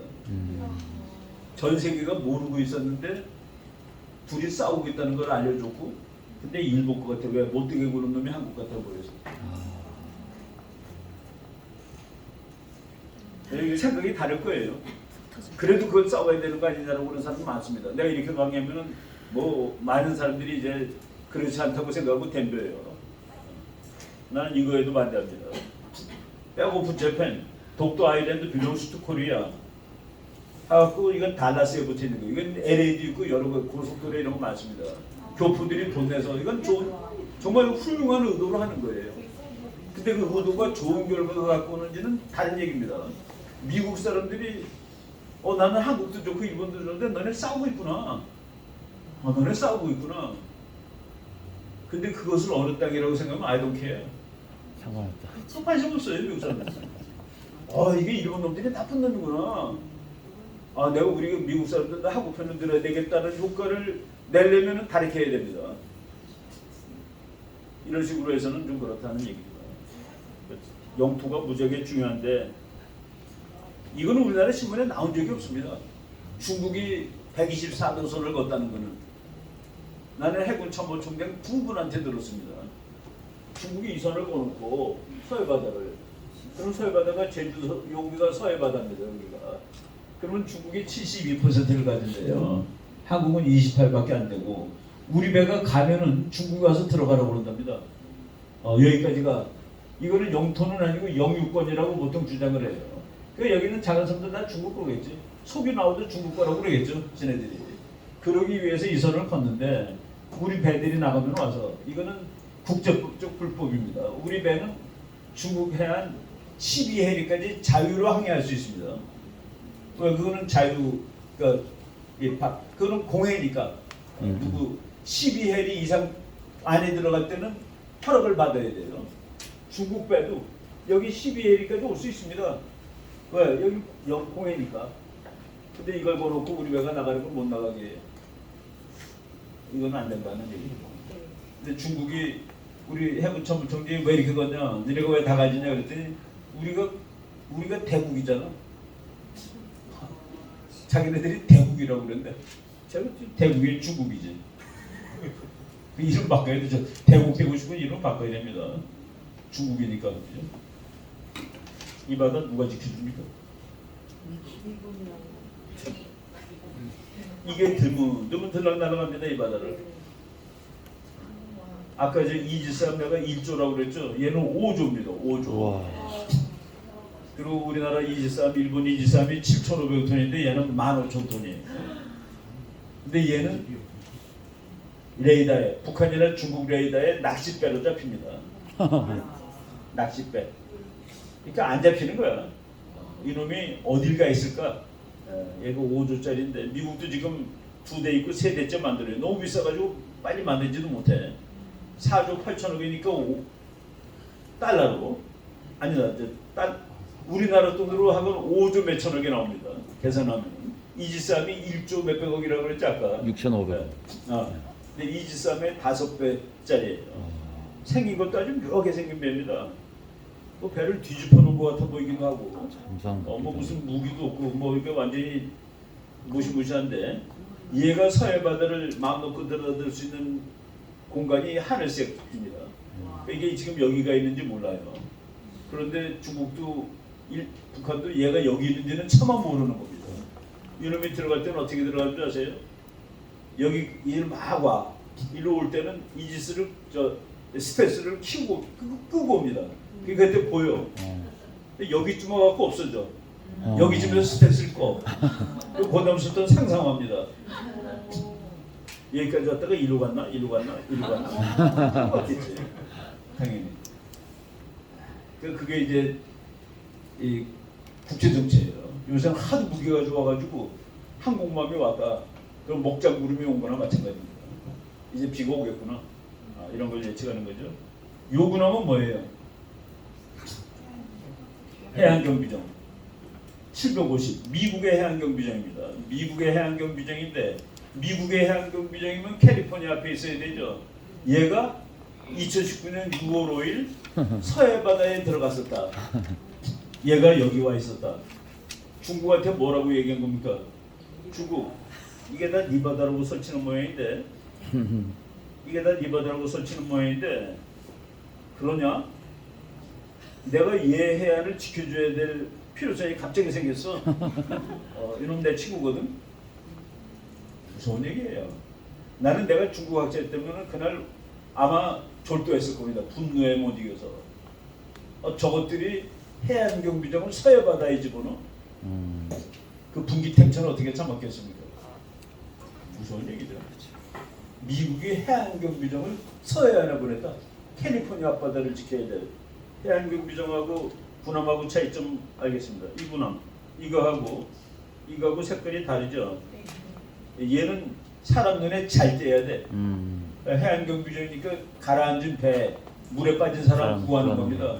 그래서 보고서 빨리 자기를 찾으라고, 그래서 흰 바탕에 빨간 것까지 하는 거예요. 전 세계 해안경비정이 모양이 똑같습니다. 우리나라 것도 똑같고 중국 것도 똑같고 일본 것도 똑같아요. 왜? 이거는 전투하는 배가 아니라 구조하는 배니까. 그러니까 해안가에서. 근데 얘가 여기 와 있었다. 여기 왔다고 아예 나옵니다. 아예 나와요. U.S. 세븐스 플리트 has deployed a U.S. Coast Guard ship.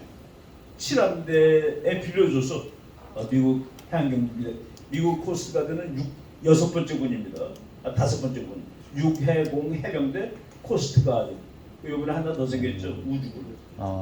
네, 미국이 6개 군으로 돼 있는데 5군이 코스트가드인데 코스트가드 함을 7함대에 빌려줬다. 그래서 와서 그걸 했다라는 놀라운 얘기죠. 이건 아까 한 거를 조금 다시. 그래서 국가들은 조그만 정말 손바닥만한 땅 가지고도 싸운다. 여기까지만 하나만 더 하고 끝낼게요. 우리도 강대국이었다. 강대국은 땅이 넓은 나라입니다. 인구도 많아야 되고 돈도 많아야 되고 싸움을 잘해야 강대국입니다. 고구려가 얼마나 싸움 잘하는 나라예요. 나는 저 책을 어느 해 10월 31일 날 밤에 신촌역 앞에 있는 홍대역 앞에 있는 그 내가 밤마다 가던 서점이 있는데 동남문고라는 데 가서 내 금년의 마지막 돈을 책에다 써야 되겠다. 나는 새해 첫 번째 돈을 책 사는 데 쓰는 유루를 몇 년 동안 지켰습니다. 그리고 마지막 돈을 책 사는 데 써야 되겠다 가서 이 책을 발견하고 밤새도록 읽은 책입니다. 나는 프라우드한 감정. 난 저 사람이 누군지도 몰라요, 교수가. 그런데 고구려 전쟁의 나라, 밥 먹듯이 전쟁을 한 나라입니다. 그러니까 땅이 넓지.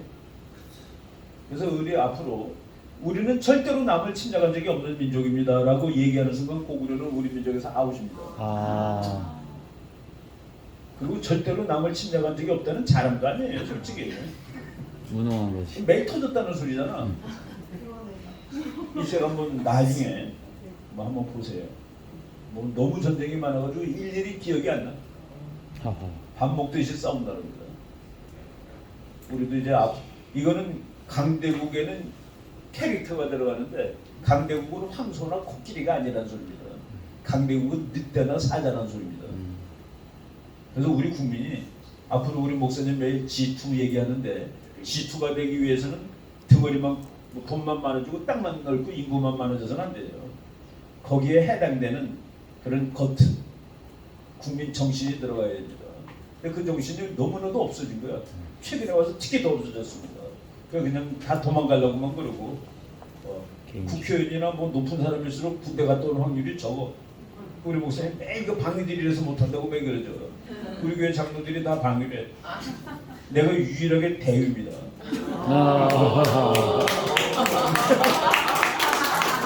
아니, 나도 솔직히 안 가기를 원했어요. 안 가려고 되게 노력을 했는데 그때는 안 갈 수가 없었습니다.